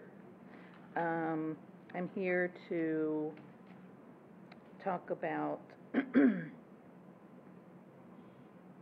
Again, expressing my concerns, my family's concerns, my neighbors' concerns about the high-density development being pushed on our community. Just the other day, Saturday afternoon, I was walking down Wythe Lane to the cul-de-sac with my best friend who lives in Selma. And she said, "Wow, this is so nice. It is so quiet." And all I could think about is all the development going on. And I said, for now it is. What a shame it will be if the town keeps approving these high-density developments and ruins the quiet enjoyment of our communities. As we said when we met regarding the Edwards property, the same stands for the property we're discussing tonight. We're not saying don't develop. We just want it to be harmonious with the surrounding properties and the surrounding communities. That's it. Thank you. Thank you. Would anyone else like to be heard? Hey, Madam Mayor, Jason Williams, 201 Wythe Lane. So I was on the neighborhood call, and this may be for the developer, and I've met with Stephen multiple times at his office. This development was presented to the homeowners of Henley Branch as a retirement over 55 community. And has that changed? Because if so, I think you should have another meeting with the homeowners there. I mean, that was presented, it's only gonna be over 55, it'll be quiet, it'll be this and that, and now we get here. I need you to turn around and if you want to talk, you've got to come up too. Come on up here, buddy. Chat about it. So, I need you at the microphone. has that changed, or? No, it hasn't changed. We are So not. it is still a 55. Hold on. That's the type of builder that we're targeting. That's the type of community that we're targeting. It's not gonna be required because we can't, we don't know who's gonna come in and who's gonna end up wanting to purchase this property. But based on the amenities, based on all the stuff we're putting in here, that is the type of community that we are targeting for this project, yes. That's not the way it was presented to your homeowners of Henley Branch on the call. We never. And even Stephen told me during our talks at your office that he already had a building. May I just interject real quick? Do you mind if we let Mr. Williams speak Yeah. this time and then let you respond? Okay, perfect. Yeah, thank you. So some of my questions were, it wasn't presented to the Henley Branch residents as this, it was presented as an over 55 neighborhood only. They said they already had a builder. We've determined that that's not the case anymore. As a homeowner, if I lived in Henley Branch, I would think that I would want a new call to find out what is going on. I know that was passed in a previous board meeting to where neighborhood calls are supposed to happen before proposals come to the board. I don't think that's an accurate call since so many things have changed. I personally think this, with all the questions that have been asked about Commissioner Joyner asking about rentals, not getting an answer, we've got a lot of things going on here. I personally think this project should be held till we get some answers, and then maybe in 2 weeks come back and see what we can do with it. Anyway, that's what I got. Appreciate it. Thank you. You can respond real quick. Yeah, I kind of said my piece already. That is, the type of builder that we're targeting for this. We're targeting for this to be not age restricted, but age targeted, 55 and older. We want this to be a community with a little bit smaller lots that if you're looking to retire, you can have the HOA mow your lawn for you, or come in, play bocce ball or pickleball with your friends. I think this development really suits that, and it suits kind of like that quieter lifestyle with maybe less maintenance on the home and yard side. So those are the type of builders that we are actively going after. We don't have one. I mean, I'm in those meetings every week. We don't have a builder for this right now.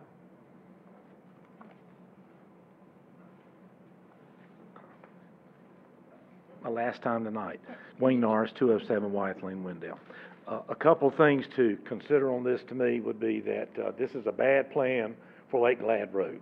This plan would work better down near Wendell Falls, to be honest with you, to me. You've got an offset, 3-foot offset on the side boundary. So that means there's 6 feet between houses, I believe, if I'm correct on that. I think that's just a bad place to put that type of development on Lake Glad Road when it would suit to be somewhere else a lot better. In Wendell Falls, those homes over there, they're not 6 feet apart. They're a lot further than that.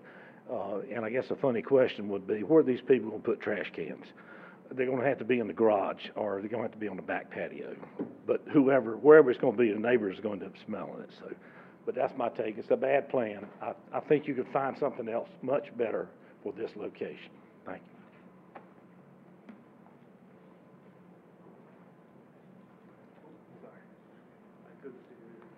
I would like to stress, again, this is Edie Nowell at 1016 Lake Glad Road, to think about this. It's not compatible with Henley Branch, with Miss Wall that lives behind it, with Tim Underhill that lives across the street from me, or with the land that I have, or Kathy, or Sylvia. We have homes out there that we have built and looked after for many, many years. And we're asking, don't cram these houses in there with so little lots. 3 feet with a side yard. Give somebody something that they can be proud of and want to keep, not move in and move out. Just please take that into consideration with our peace and quiet that we have now. Don't take that away from us. Anyone else?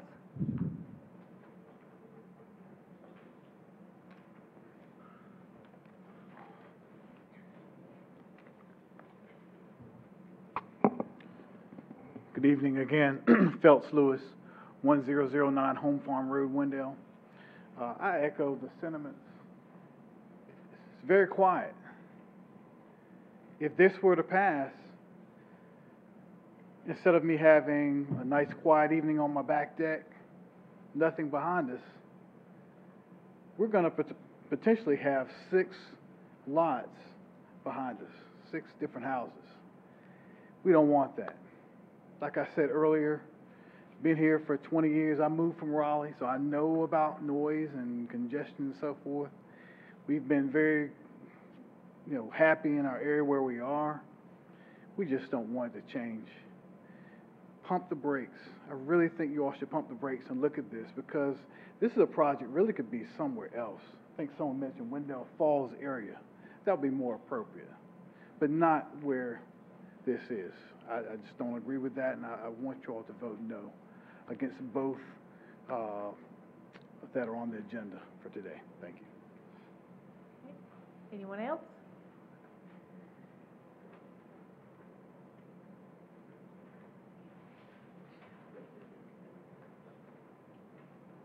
Good evening. I wasn't going to say anything, but my name is Cassandra Hinton. I'm a 7217 Indian Rock Road, Wendell, North Carolina. I echo everything everyone else has said. I have been a resident of Wendell for 24 years. I lived in the city limits off of Lions Club Road, and decided that 17 years ago we wanted a much quieter life, and we moved to Henley Branch in a nice, quiet neighborhood. My child growing up could go outside, run, didn't have to worry about where she was or who was going to get her, because she was at a neighbor's house that we know. I could tell you something about every last one of my neighbors, even some of my neighbors that's across the street.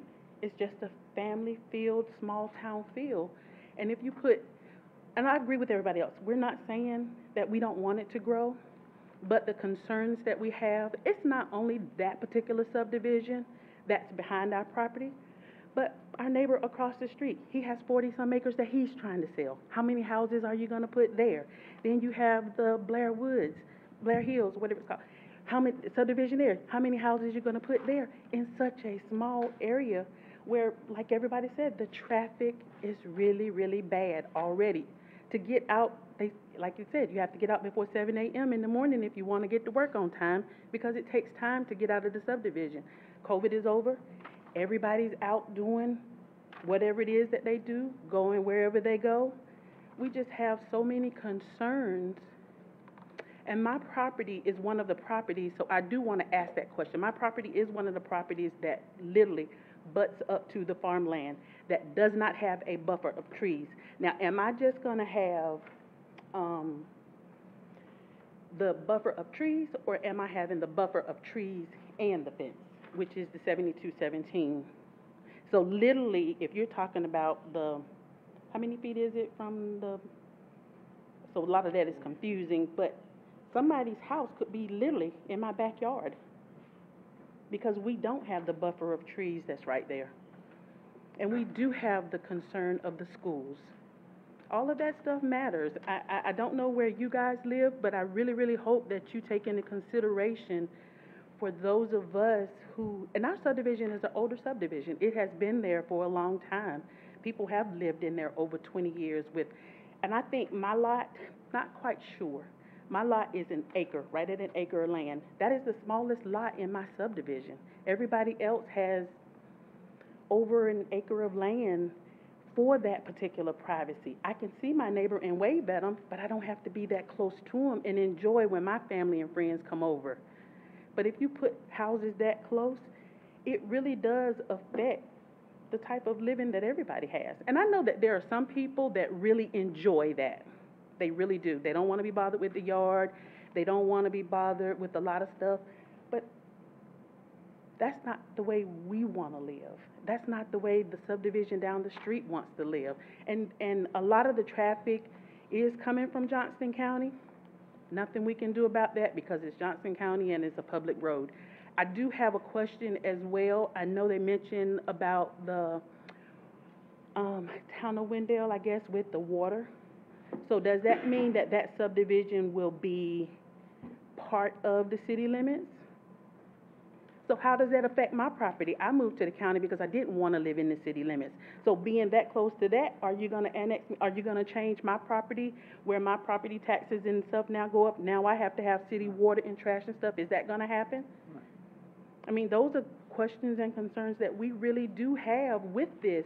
And I know maybe you'll say, no, that's not going to happen right now. But what happened 5 years from now when you decide, hey, we can move this now because that's been there for a little bit. Now we can move it out a little bit more. Had you thought about, and I guess it wouldn't matter if it was city limits, but being that we're in Wake County, the response time is just a little bit longer when something happens. We have to wait for the sheriff. We have to wait for the ambulance because we are. And if you put that many more houses there, what is the response time? Are you going to fix it so that there's the ambulance and fire and rescue? Is that going to change? Are you going to put that where it's a little bit closer and not just at Wendell Falls, not just downtown Wendell? That's going to service that area as well? I mean, those are simple things that maybe everybody hasn't thought about, but I think about that. I think about those things that when I come home in the afternoon, like they said, I want to sit on my porch. I can watch the deer. A lot of times there's a rabbit, in the backyard. Those are simple things that help me unwind in the afternoon. But if I have to see 3, 4, 6 houses right above my property, I ain't enjoying none of that. I'm not going to want to go outside. I'm not going to want to enjoy with that many houses in my backyard that I personally didn't sign up for when I moved there 17 years ago. I'm not taking away anything from the gentleman or whoever that's selling the land, because if I had something to sell, I would want to sell it too. Just how do we develop it in the right way that's for everybody involved? That's all we're asking. The developer doesn't live there. The builder doesn't live there. We live there. It's what we care about. Thank you for your time. Thank you. Mayor, I could add, just as a point of law, Yeah. For anyone interested in asking, the town will not be annexing any property out there unless they request it to be annexed. I wrote down some things I was going to ask you to go over, actually, and Mr. Coates, once we get. Can I ask just a point of clarification on that? That is a state law, not just our practice, right? That is state law. Okay. It would have to be There's a no request. involuntary annexation. There's no involuntary annexation. There'd have to be a request from the property owner Yeah. to be annexed. All right, is there anyone else?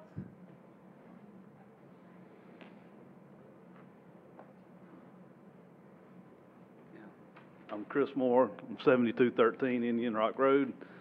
I've been in Wendell since 2002. I moved from the Cleveland School Road area, and I don't know how many of you have been in that area in the past few years, but I moved to Wendell because of the growth out there. It was to the point where I couldn't even get on the Cleveland School Road from my subdivision. It took me 30 minutes just to get on Cleveland School Road because of the traffic coming by. Not because of the people in my subdivision trying to get out, waiting in line. It was the traffic on Cleveland School Road. You go down there now and look at what they've done. It's a mess. It is an absolute mess.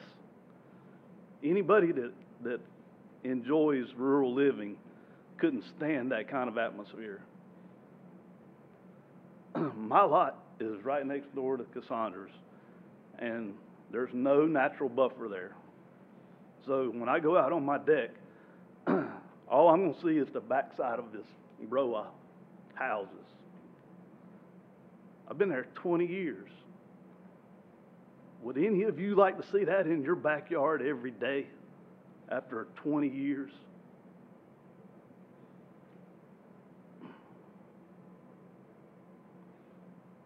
I don't. I wouldn't wish that on anybody that had moved to a place because of the appeal that it had, because of the space. I raised 2 kids there. They love to go out and run in Mr. Todd's field, watch the deer, the rabbits, the wild turkey. All that's going to be gone.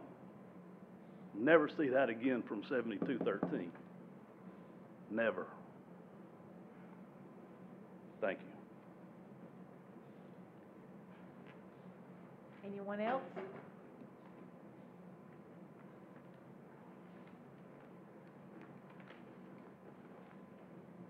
All right, I have a couple questions for Mr. Coates. So, can you talk a little bit about neighborhood meetings and that came up? Yes, so that was approved. Some information. Neighborhood meeting was approved in 2022 by a text amendment recommended by planning board staff and the town board. They actually, as a company, hold neighborhood meetings when they were not even required. So the first one that they held was not required by the town. The second one was that they did in December.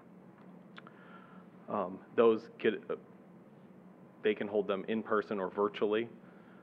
And they get a list from the town of all adjacent property owners to invite to those meetings. And then the content of those is up to the... Yeah, we don't attend, we don't monitor content. That's between the developer and the community. Okay. I know the answer to this, but when it's annexed, this did come up, will it be part of the city limits? Yes. Yes, it will. If it is annexed, it will be part of the city limits. Mm-hmm. I believe that was your question. And then, the lots that have farmland behind them, So both, talk about the buffers again, so they... yeah, both the Moore and the Hinton property between lots 21 and 26, so the entire length of Mr. Moore's property will be a 20-foot type A buffer. And then half of Ms. Hinton's property will be a type A buffer, 20-foot. The remaining will be a type B buffer, and then there's open space on the back part as well of her lot. So, tell them what a type A and a type B is. Yep, let me go back to the slide, I can go over that. Type B buffer requires 1 tree every 25 feet, a shrub every 6. And then adjacent to existing single-family will also have a 6-foot privacy fence. A type A buffer is a canopy tree every 40, 1 understory tree every 20, and 1 shrub every 5.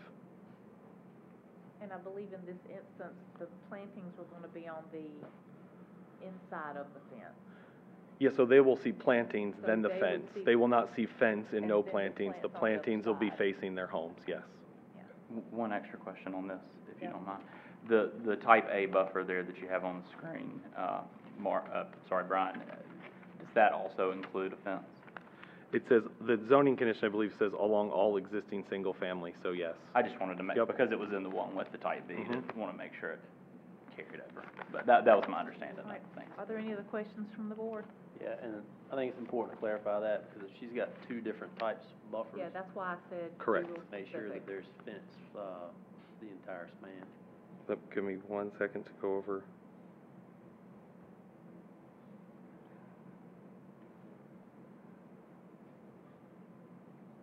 Yeah, adjacent to all existing single-family lots, a 6-foot tall privacy fence shall be installed at the developer's expense and maintained in perpetuity by the HOA. So that they're all single-family to the south, so that whole western and southern boundary is all budding single-family, would have a fence as well as the buffers. Any other questions from the board?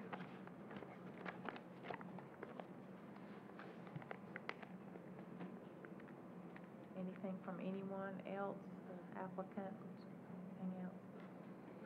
All right, we'll close the public hearing.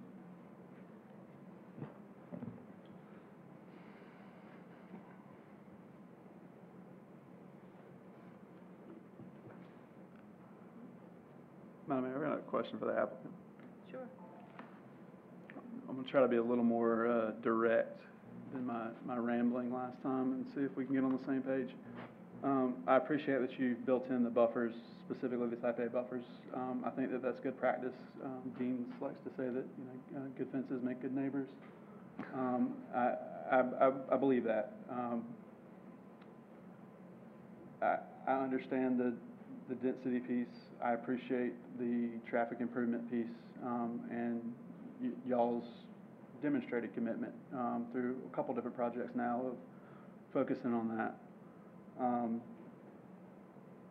I understand Mr. Todd was a big landowner, and the 3-acre lots to the person that has the 40-acre lot looks like the half-acre lot to the person that has the 3-acre lot. Life is about perspective. I get that. Question I haven't been able to get to the bottom to is, I'm interested in building houses for families that are moving to Wendell. I'm not interested in building houses for hedge funds. Mm-hmm. You understand, haven't picked a builder yet. Yeah. That said, you're getting the entitlement. You get to pick the builder. You get to put whatever sort of conditions you like on the builder. Right. Can you give me any assurance that this isn't an equity bet? I can say this, like I said, we want this to be a, not restricted, but pseudo-retirement community where either an older couple or a more established family, maybe an empty nester, can possibly move in and own their house. That was kind of our idea behind all of this, and we're not actively targeting them, but I'm not the business decision guy. I'll be honest. So I can't sit here and say that, no, but I can tell you that in the meetings that we've been a part of, that I've been a part of on a weekly basis, those aren't the people that we're targeting. I mean, it's just, that's about as much assurance as I can give you. I'm sorry if that's not enough, but that's the fact of it. We're not targeting for rent. We want these to be site-built, family-owned. Someone comes in and builds the house that they're going to end up spending the rest of their life in. That's what we want out of this project.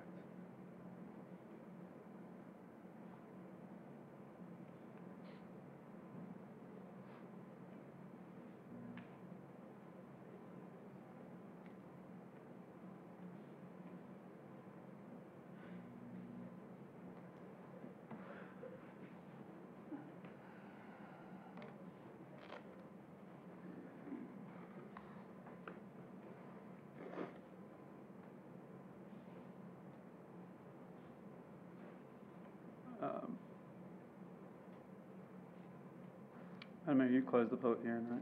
So we're just, I already closed it, y'all are asking. so we're just waiting on a motion. Yeah, or further questions from the board. I appreciate it. I gotta have a hard answer on that. And I'm happy to, I think there's some conditions that Commissioner Deloach wants to see put in.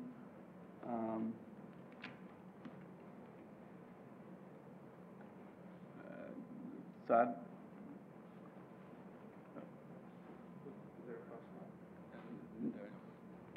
no. Without more clarity on that, my motion would be to move or to continue this item until the next meeting. Allow time for staff to add the additional conditions in and see if, staff or the developer have other conditions they'd like to bring back to us next time. Okay.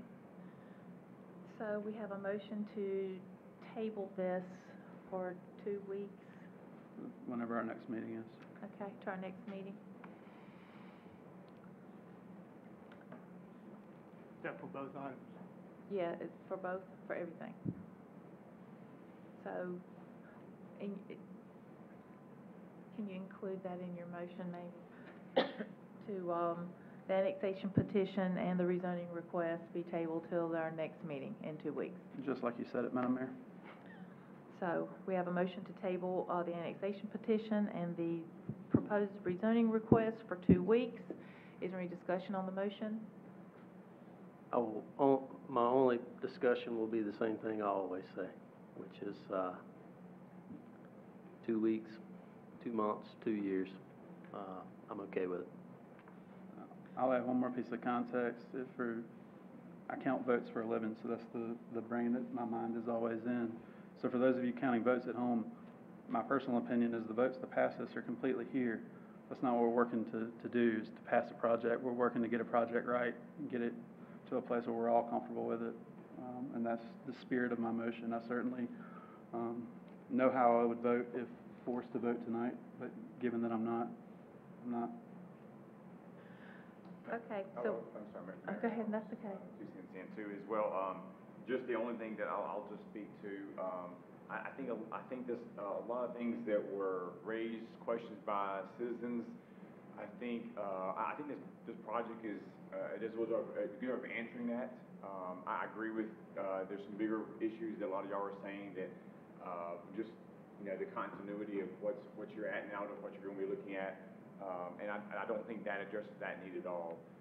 My concern sitting up here with you guys is that when we approved our blueprint a month ago, we had a lot of discussion with the Lake Myra area and their concerns, and I believe a lot of folks here came and kind of had those same concerns with their area. We did not seem at that time to make those changes. I wasn't as I didn't feel strongly about this area as I did the Lake Myra area. However, here we are a month later and it's back in front of us. And my concern is that if we approve a project here, then it opens the gates for filling in the area between what is our city limits now in this area. And then I think at that point, the faces out here realize I don't want to say their concerns have been fulfilled at that point. And so that's my biggest concern sitting up here is that approving a project that it's going to open the gate for these citizens of Wendell who don't have a say in us. It's going to open it's going to bring their concerns to light. So that's my concern. Anyone else? All right. We have a motion to table for 2 weeks, the annexation petition and the rezoning request. All in favor? Aye. Okay.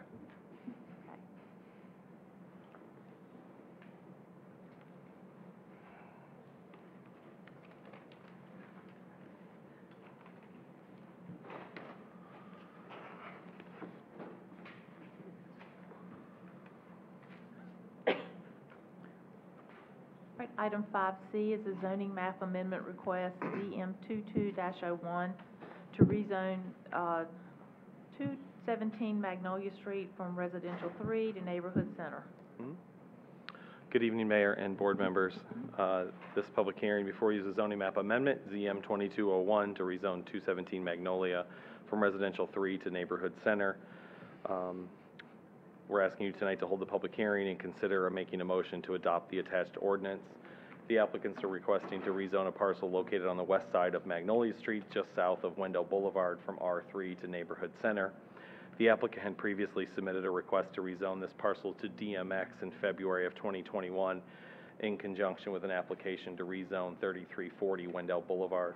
The original petition was denied by the town board at its April 26th meeting. The applicant's intent is to redevelop this property to a multifamily residential, which would require a special use permit in adherence to the design standards of Chapter 5, which is in your attachment.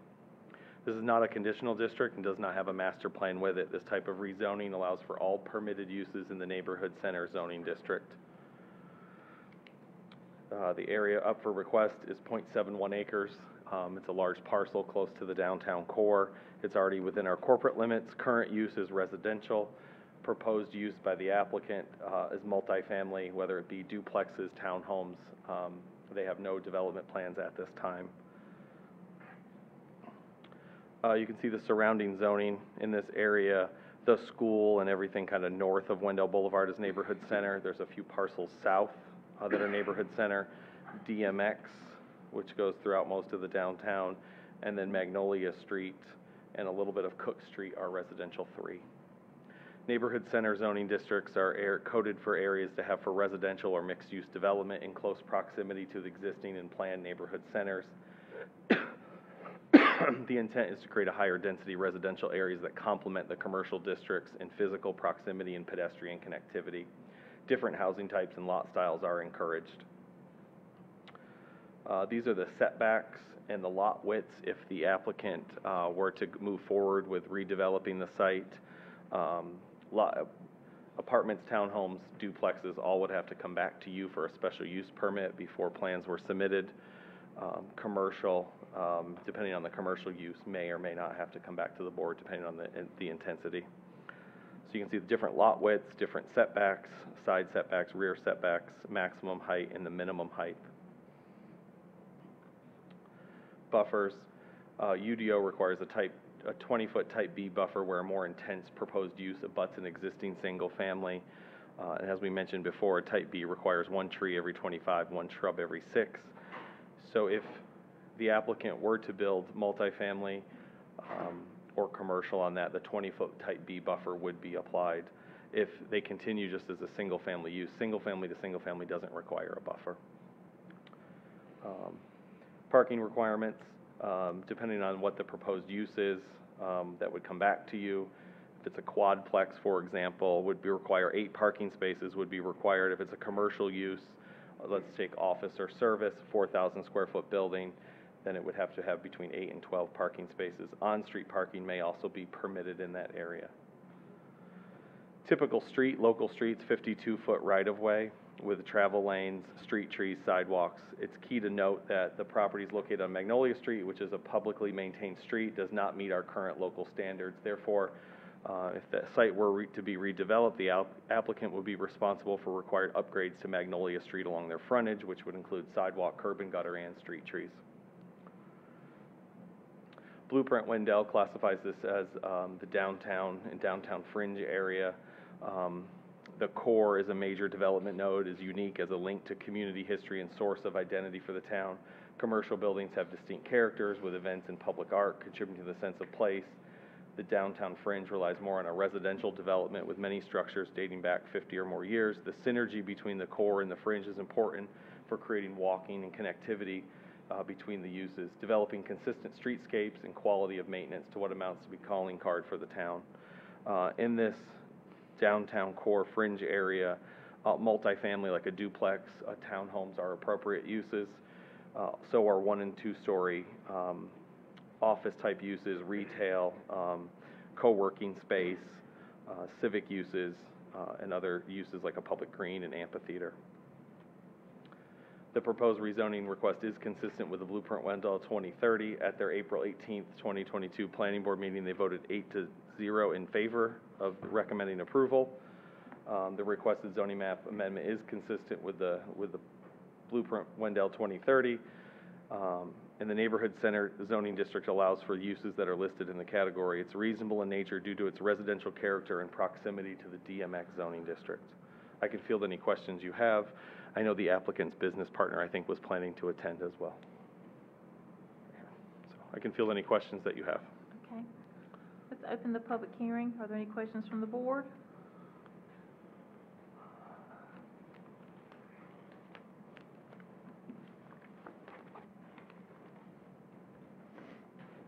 Does the applicant want to be heard? Anything you want to add, applicant? Sure. Justin Wilder, 360 Tarragon Trail. Justin Wilder, 360 Tarragon Trail.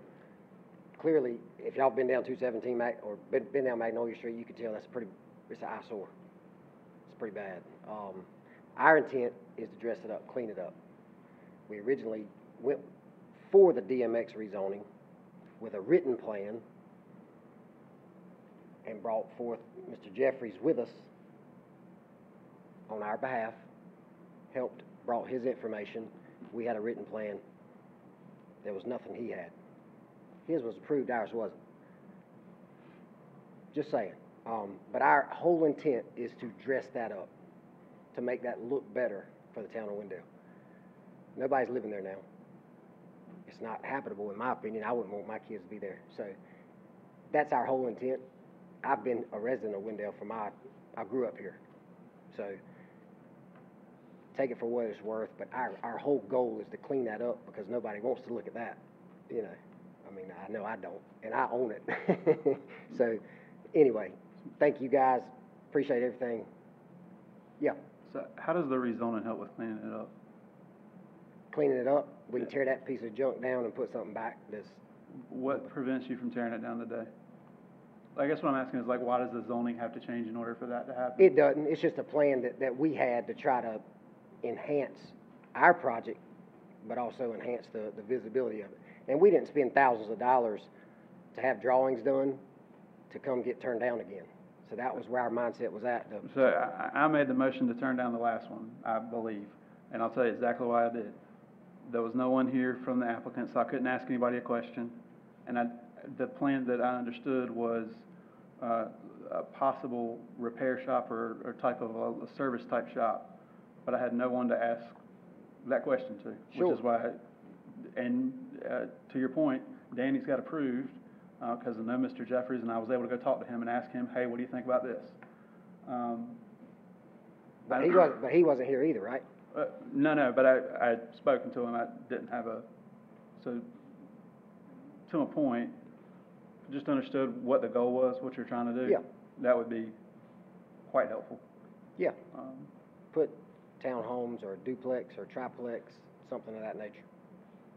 Which is not allowed in the R3 zone. Okay. So that's why they requested neighborhood center. Okay, that makes more sense. So your, Mr. Wilder, your plan is at this point is some sort of residential structure? Yeah. Okay. Considering the first one got canned. Is there anyone in the audience that would like to speak about this project request? Okay, are there any further questions from the board?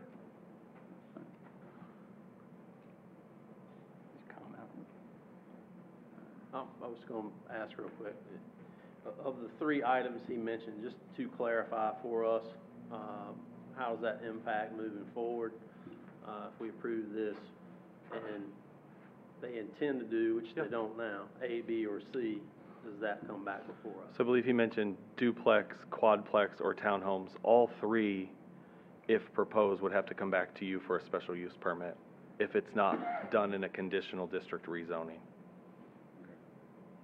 which would still come back to you for a rezoning approval.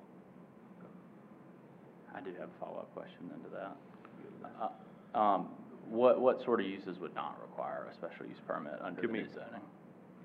And I know you don't have to list them all out, but just maybe a few examples.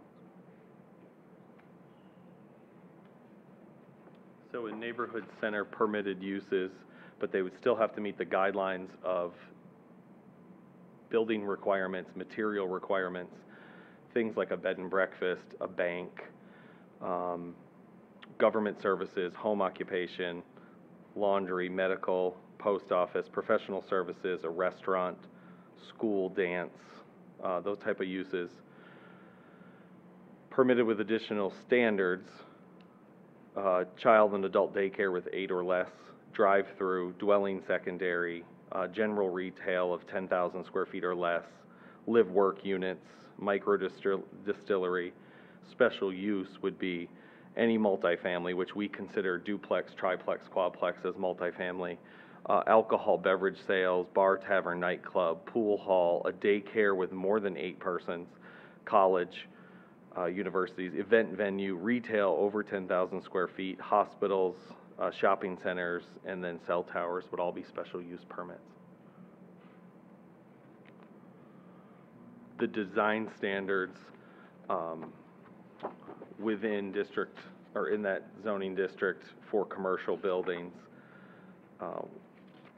really lays out materials, and the minimum height, if you notice, was 2 stories. So our expectation to meet the UDO requirement, even if it's, let's say a permitted restaurant wants to go there, needs to be a minimum 2 stories and meet all the design guidelines for materials for commercial buildings. Unlike single-family homes, we can regulate what commercial buildings look like.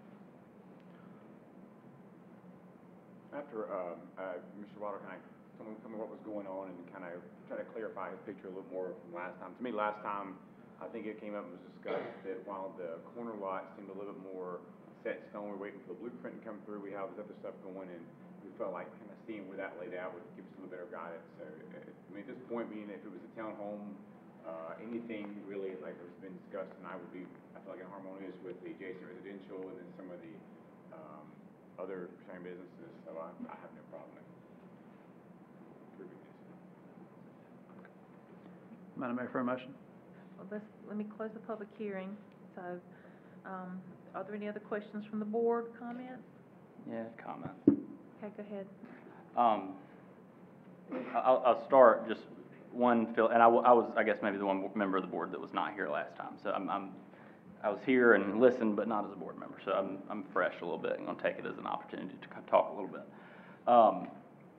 I will say that I think you have a beautiful home that was built in 1910 that could be made into something nicer than it is. I don't think that that's our role as a town board to tell you what to do with it, but I do think that it's more than just a pile of crap, and I always want to speak up for some of the nice historic architecture that we do have in town.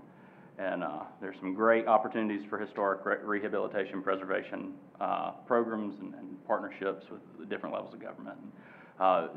More than directly for this property, just using that as an opportunity to remind folks, anybody in town, that our town staff can help get you connected to those resources. If you have a historic property, part of what makes our town great is some of the historic properties that we have. And I would encourage you to reach out to me if you don't get the answer that you're looking for, and let me help you find a way to save something if you do have one of those gems that we have in our town. The second, and I think that maybe this, I hope this can explain a little bit of the questions that you're getting. As Brian has laid out, if we rezone this property the way that it's been requested, 2 things can happen. 3 things maybe. The first being nothing. That's always an option. But the 2 real options would be you could come back to us again and ask us to let you build any of the residential housing types that you've talked about being your priorities. Or you could build any of the other things that Brian said that are permitted by right in the neighborhood center. So it's hard for me to understand, and I think some of it is probably just a process thing from our side, and we always need to do better to translate that to the public and folks that are engaging with us. But it's hard to understand why we're having the same conversation again about a straight rezoning without the details, if where you're really headed is some of that residential use that you talked about that you're going to have to come back for anyway, and why we're not doing all that at one time. I think you've spoken to that a little bit, so I kind of understand at least where you're coming from, but I guess what I would say, and I know I've heard other members of the board say this in the past, we use a lot of conditional use districts. It's a model that I know I like, and I think it allows us to be partners with folks who are doing really great things in town, whatever, as the property owner, you need to be driving the ship, but we want to be a partner and help guide sort of those visions and big overall ideas that we talk about at every meeting we have. So, if I were the king, I'd love for you to bring us a conditional use district, proposal. And there's nothing I want in our downtown more, I should also say this and emphasize it really strongly. There's nothing I want in our downtown more than additional density, especially additional residential density. So where you're saying you want to go is where I want to go. We probably just need to get to know each other a little bit better. I know we've all talked about that, and that's a great opportunity in the future. So I appreciate you bringing the concept. Would love for it to be a conditional use district, but it's sort of might be more than 2 cents, 3 cents. Anyone else from the board have any questions or comments? All right, we'll close the public hearing. What's y'all's pleasure?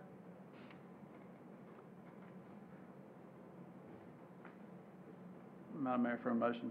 Yeah. I move we approve the requested zoning map. I've lost it. And adopt the attached ordinance? Correct.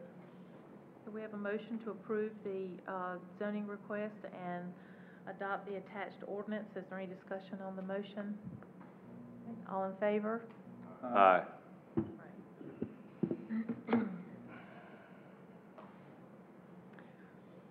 Item 5D is a zoning text amendment, ZT 822-02 to amend 6.7 flood, section 6.7 flood damage protection ordinance of the UDO.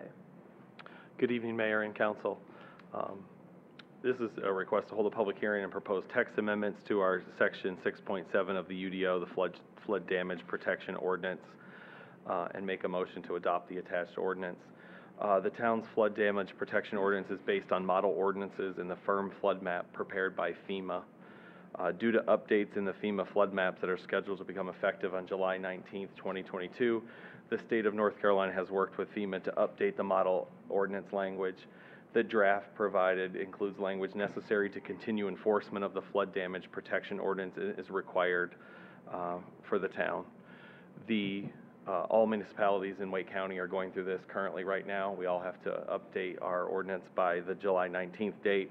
Our draft ordinance was presented to state staff, and they had no comments, nothing they wanted to change. And we actually have a site visit from them looking over our flood damage ordinance and our paperwork later this week. Here's the map of structures that are in the flood hazard way. With the adjustment of the maps, there were some properties that were taken out, some structures taken out, and there were some structures added. For example, along Buffalo Creek or along little tributaries of Little River, there were some buildings removed. Along Wendell Boulevard, near the old pool entertainment site, some of those building structures were removed, and then some structures were added. It's key to note at Pleasant Grove, that little red dot by Pleasant Grove is actually the pump station, not one of their buildings, but pump stations are considered structures, and it is in the flood hazard, but none of their actual facilities. And then along Buffalo Creek, you can see there's been a few homes dropped along one of them's along Wendell Falls Parkway, and then there was no change to the majority. And so we're looking for an adoption. The model ordinance, staff worked hard on it to update it in the last few months to get it in a good state. And we presented this to Planning Board May 16th. Planning Board voted 7-0 on the motion to recommend approval. And as I said, we did present it to state staff for their review before we took it to Planning Board, and they had no changes. As far as statement of plan consistency, one of our goals of Blueprint Wendell 2030 is to update and amend the UDO, and so this takes care of this chapter.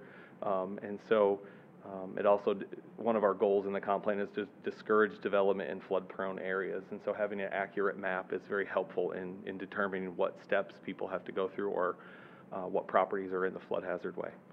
I can field any questions you have. Open the public hearing. Any questions from the board? Okay. Is there anyone here with us tonight that would like to speak on this?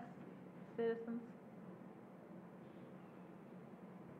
Brian, outside of what, I understand this is largely new,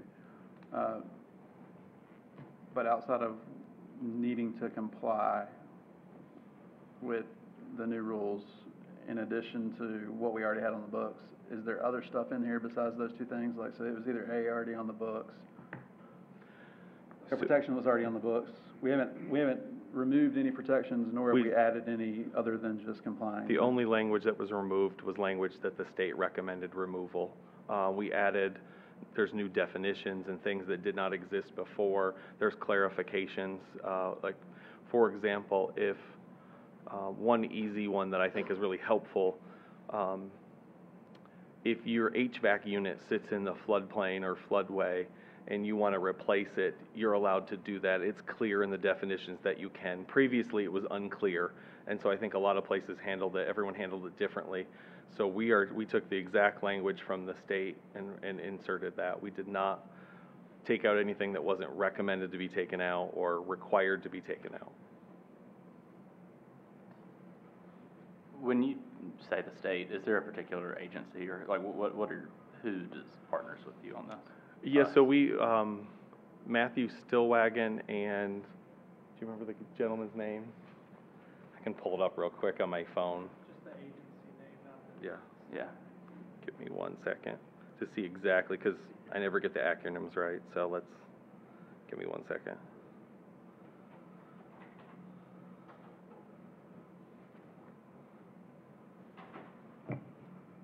While he's waiting, I'll just remind the board that the flood damage prevention ordinance is a requirement of FEMA to be able to have property owners to get flood insurance within our jurisdiction.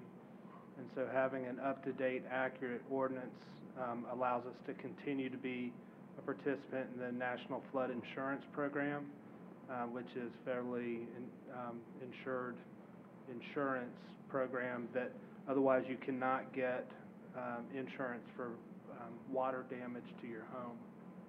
So this, for the few people that are within those floodways, and even if you're in an area that's not designated as a 500 or it's not 500-year flood, but it's on average every 500 or 1,000 year, if you are impacted by water damage, whether your property is in or not within a hazard area, you can get flood insurance because the town meets certain criteria under the National Flood Insurance Program.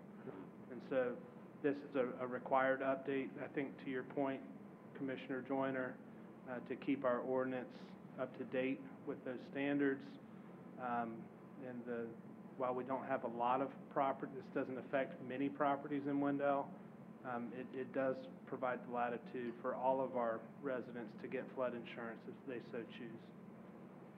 The more standards you have in place, the lower the cost of the insurance also. So the state agency, North Carolina Department of Public Safety, Emergency Management, Risk Management section on Reedy Creek Road. Thank you. Is where the staff is. Any other questions from the board? Let's close the public hearing. Madam Mayor, I move Yep. we adopt adopt the text amendments to section 6.7 of the UDO and adopt a motion to adopt the attached ordinance. All right, so we have a motion to,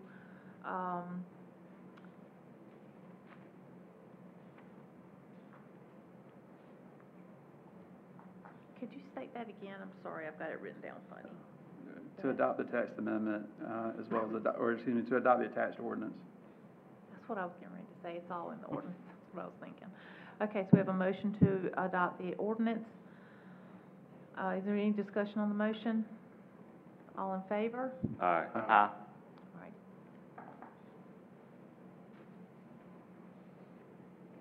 Thank you. For their site visit later this week, we'll have you sign that copy because they want to see a copy when they come to visit. So I thought we would give them the new one. So. Okay, I'll sign it whenever you're ready. Yep. Item 6A, my last item for this evening, is review and approval of the mural for 2301 Wendell Falls Parkway at the Refuel convenience station. So for tonight, motion to approve or deny the application by Refuel for a mural located at 2301 Wendell Falls Parkway. Refuel, which was formerly Cruisers, along with Brookfield Properties, which was formerly Newland, submitted a request for approval of the design for the mural to be repainted on the rear and side of the Refuel gas convenience store. Previously, in 2018, the Board of Commissioners approved a mural for the side and the rear of Cruisers. Since that approval, Cruisers rebranded to Refuel. In their transition, the building exterior was painted and refreshed, and the mural was mistakenly painted over. Brookfield is requesting the approval of a new, very similar mural in the same location. The notable changes in the color palette to better align with the Refuel brand and Wendell Falls color scheme. The colors and design are outlined in Attachment A. The mural will include the bikes again mounted to the side of the building.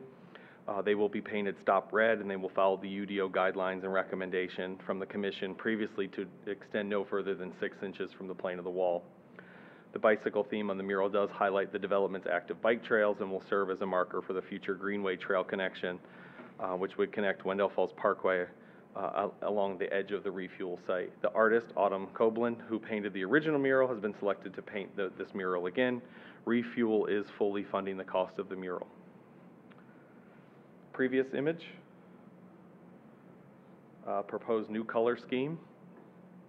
You can see the colors are a little more muted, not as bright. Refuel's colors are more beige and tan, and Cruisers was that kind of turquoise-ish and green. UDO requires no mural shall be added to the primary facade. In this case, it's on the side and the rear of the building. Murals are not intended to be placed on residential. This is a commercial structure. The mural shall not extend more than 6 inches from the plane of the wall, which they're planning to adhere to. No name of the business is being proposed at this time. If they wanted that, that would be counted as a sign and have to meet different UDO regulations. Parents Commission at their meeting last week did recommend approval. They did recommend approval they wanted the red bikes that would be added to be added into like the blank void areas of the mural so that there was a little bit of difference in where they were located. The architectural front of the building does not face Wendell Falls Parkway. It faces eastwards towards the center of the site. And planning staff has reviewed the mural and determined that the mural does meet the town's regulation, and the Appearance Commission did recommend approval. I can field any questions that you may have. Any questions from the board? Madam Mayor, I make a motion to approve the application for a mural at 2301 Wendell Falls Parkway. Okay, we have a motion to approve the mural application at 2301 Wendell Falls Parkway. Is there any discussion on the motion? Just that I think it would be a remural. A remural. All right, all in favor?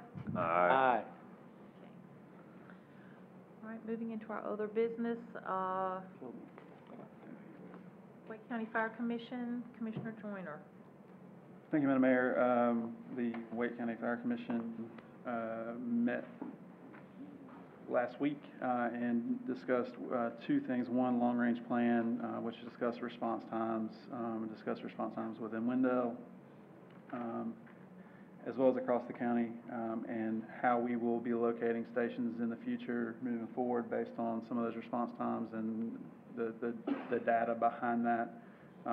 This is something the commission started before I got on the commission, and I'm excited to see because they review it every 6 months with new data points, so they're constantly monitoring, and we can see by agency and even down to by neighborhood what the average response time is in.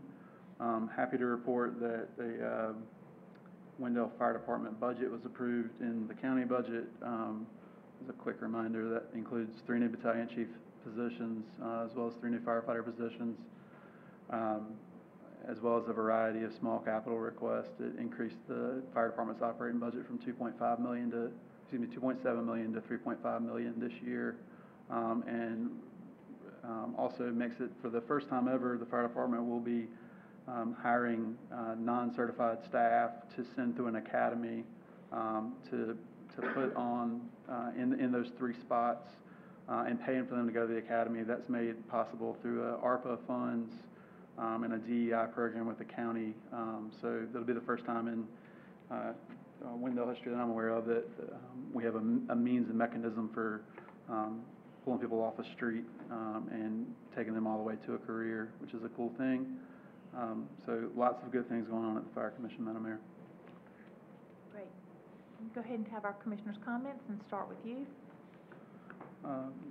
Thank you, Madam Mayor.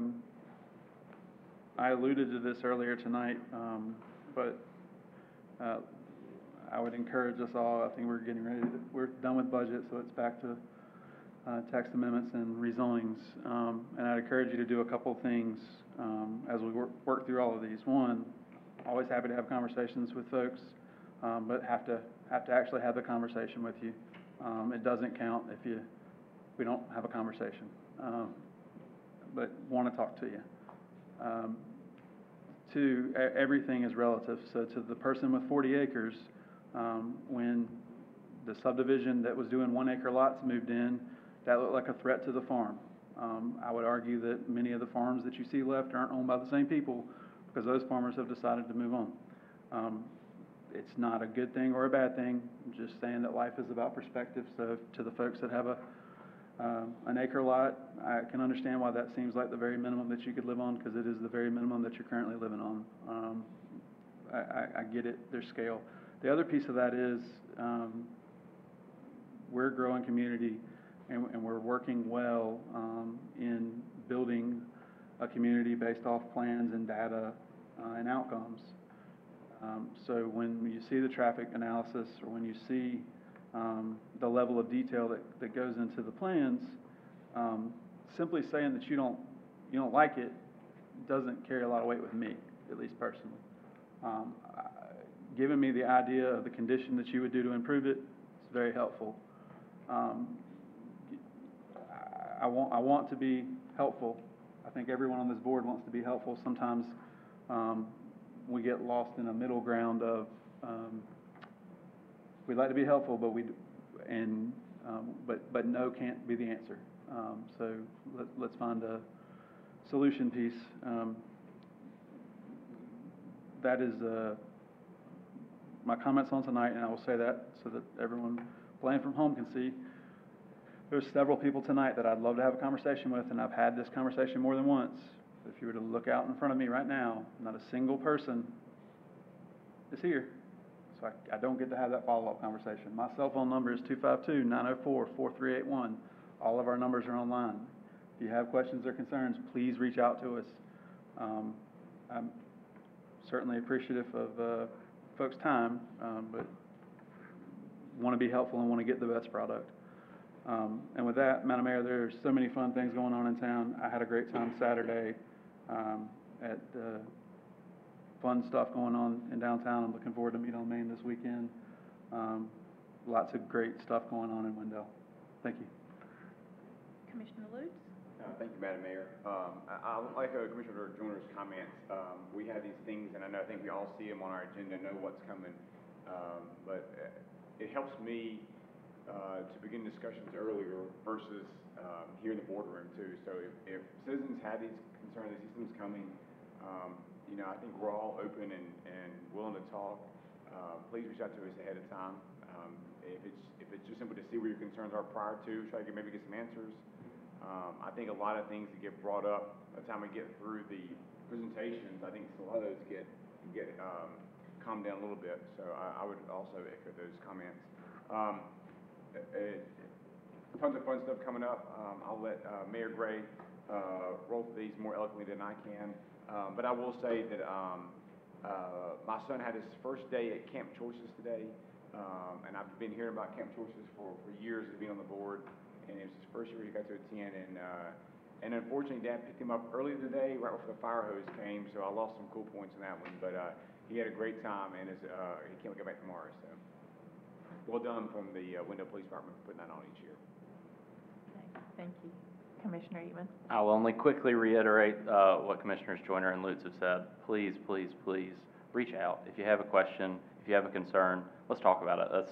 We signed up for these jobs because we like talking about this stuff. You're not going to be bothering me. I'm happy to come talk to you. I'm happy to hear what you have to say. It really does matter to me, I promise. Give me a call, send me an email, send me a text. Let's talk. Commissioner Tarnowski? No comment tonight, Mayor. Thank you. Commissioner Deloach? Thank you, Madam Mayor. This past weekend, I had the pleasure of meeting with the Greater Pleasant Grove Development Corporation. Mayor Gray and myself, we were able to do that. We were invited to a community shareholders, stakeholder chat, truly like a fireside chat, except it was very hot. But food was great, conversation was awesome, and I'm excited about that relationship for sure. Also met with East Wake Senior Center stakeholders. Probably did that last couple weeks since our last meeting. Went through a few items with them, just questions, concerns, future plans, thoughts, that kind of thing. And, you know, both of those items really support the fact that we like conversations. Conversations are good. And, you know, we enjoy discussing the things that are important. So don't wait until coming in here if you don't have to. We are all very accessible as far as reaching out to us. So, citizen board applications were due today, so thank you to the folks that expressed interest in that. Thank you to our current board participants for their service. I think quite a few of them have probably reapplied. So I just want to say thank you to them. You know, we talk about getting involved and passion and, you know, supporting, having your voice heard, you know, all these things we talk about often. But I think this particular time I was appreciated the fact that I had a couple of folks reach out that said, honestly, you know, I don't know if this is a good idea or a bad idea. I don't know that views line up and that kind of thing. Totally not the purpose of this. Diversity makes this board stronger, and that's in, you know, our citizen boards as well. So I just want to sum that up by saying thank you to folks for doing that. But give us a call, shoot us an email, reach out. We'd love to talk to you. Thank you. Since we were together last, Commissioner Eatman and I attended the Eastern Wake Local Government Association. This began by some folks on the board in Knightdale, and it's Knightdale, Wendell, Zebulon, and Roseville, and we're all getting together quarterly and, excuse me, talk about the good things, the good, the bad, and the ugly, the challenges of your local communities, how you solve problems, banding together maybe at some point about tasks if we need to. But I'm looking forward to it. It was really a lot of great talk. I think some of it was because we're kind of coming out of COVID. We're also happy to stand around and talk. They about had to kick us out. But it was a lot of fun. It was nice to be able to be there. And I enjoyed meeting two in particular from Knightdale that I didn't know. I think I knew everyone else. So it was nice to meet them. It's going to rotate around, and I went ahead and signed us up for February because we'll be in the new town hall. And what you may not know from in here, we will. Mark's knocking on wood. I already told him I'm moving. I don't know where he's going to be, but I'm gone. So what you don't know about this building is we're already in the pre-moving. You know how when you move, how things begin to be. And so we're already kind of in the pre-moving times, and so we don't need to host it until we are moved. So we'll wrap the year up with our great new town hall, and that'll be a fun thing to do. Yes, Commissioner Deloach and I were at the Pleasant Grove, I wrote down the name, the Baptist Church Stakeholders Appreciation Luncheon is what I think it was. Like, when you were talking, I was like, what was that? And I looked real quick. We had a lot of really wonderful conversations during the luncheon. There were some planned things, and then there were some side conversations as well. We talked about a lot of things, about life and challenges, and it was very, I enjoyed my time there. I don't know if you did. I'm sure that you did. It was really nice. And I actually have already received the email from Omar. Do you remember Omar that was there? He asked me for my contact information, a young man. He was there because of he had a purpose to be there as well. And said he wanted my contact information, and he and I are already corresponding by email. So that's really nice. It tickled me to get that so fast. He was on it. Two reminders real quick. The Wendell Museum is opening this Friday. They're having their opening and the ribbon cutting on Friday. It will also be open during Meet on Main Friday night, so you can go check it out, maybe during intermission or before. I'm not sure how long they're going to stay after it would be over. This has been a long, long time coming, and I got a sneak peek about 2 weeks or so ago, and it's really worth a visit. It's beautiful on the inside. Everything they've done is beautiful, and it's just so very professional, and it made me very proud. So you should definitely go and check it out whenever you can. And then Friday night is Meet on Main. I'm watching the weather. It's looking a little better than it was the other day. From 5 to 9, food trucks and T-shirt sales. I'm going to be running the T-shirt sale booth, so I got roped into that. I don't know how that happened, but I did. So I'll be there. Come see me and buy a T-shirt. They're actually really, really cool and funny, so I think you'll want one. And do we have a motion to adjourn? We're adjourned.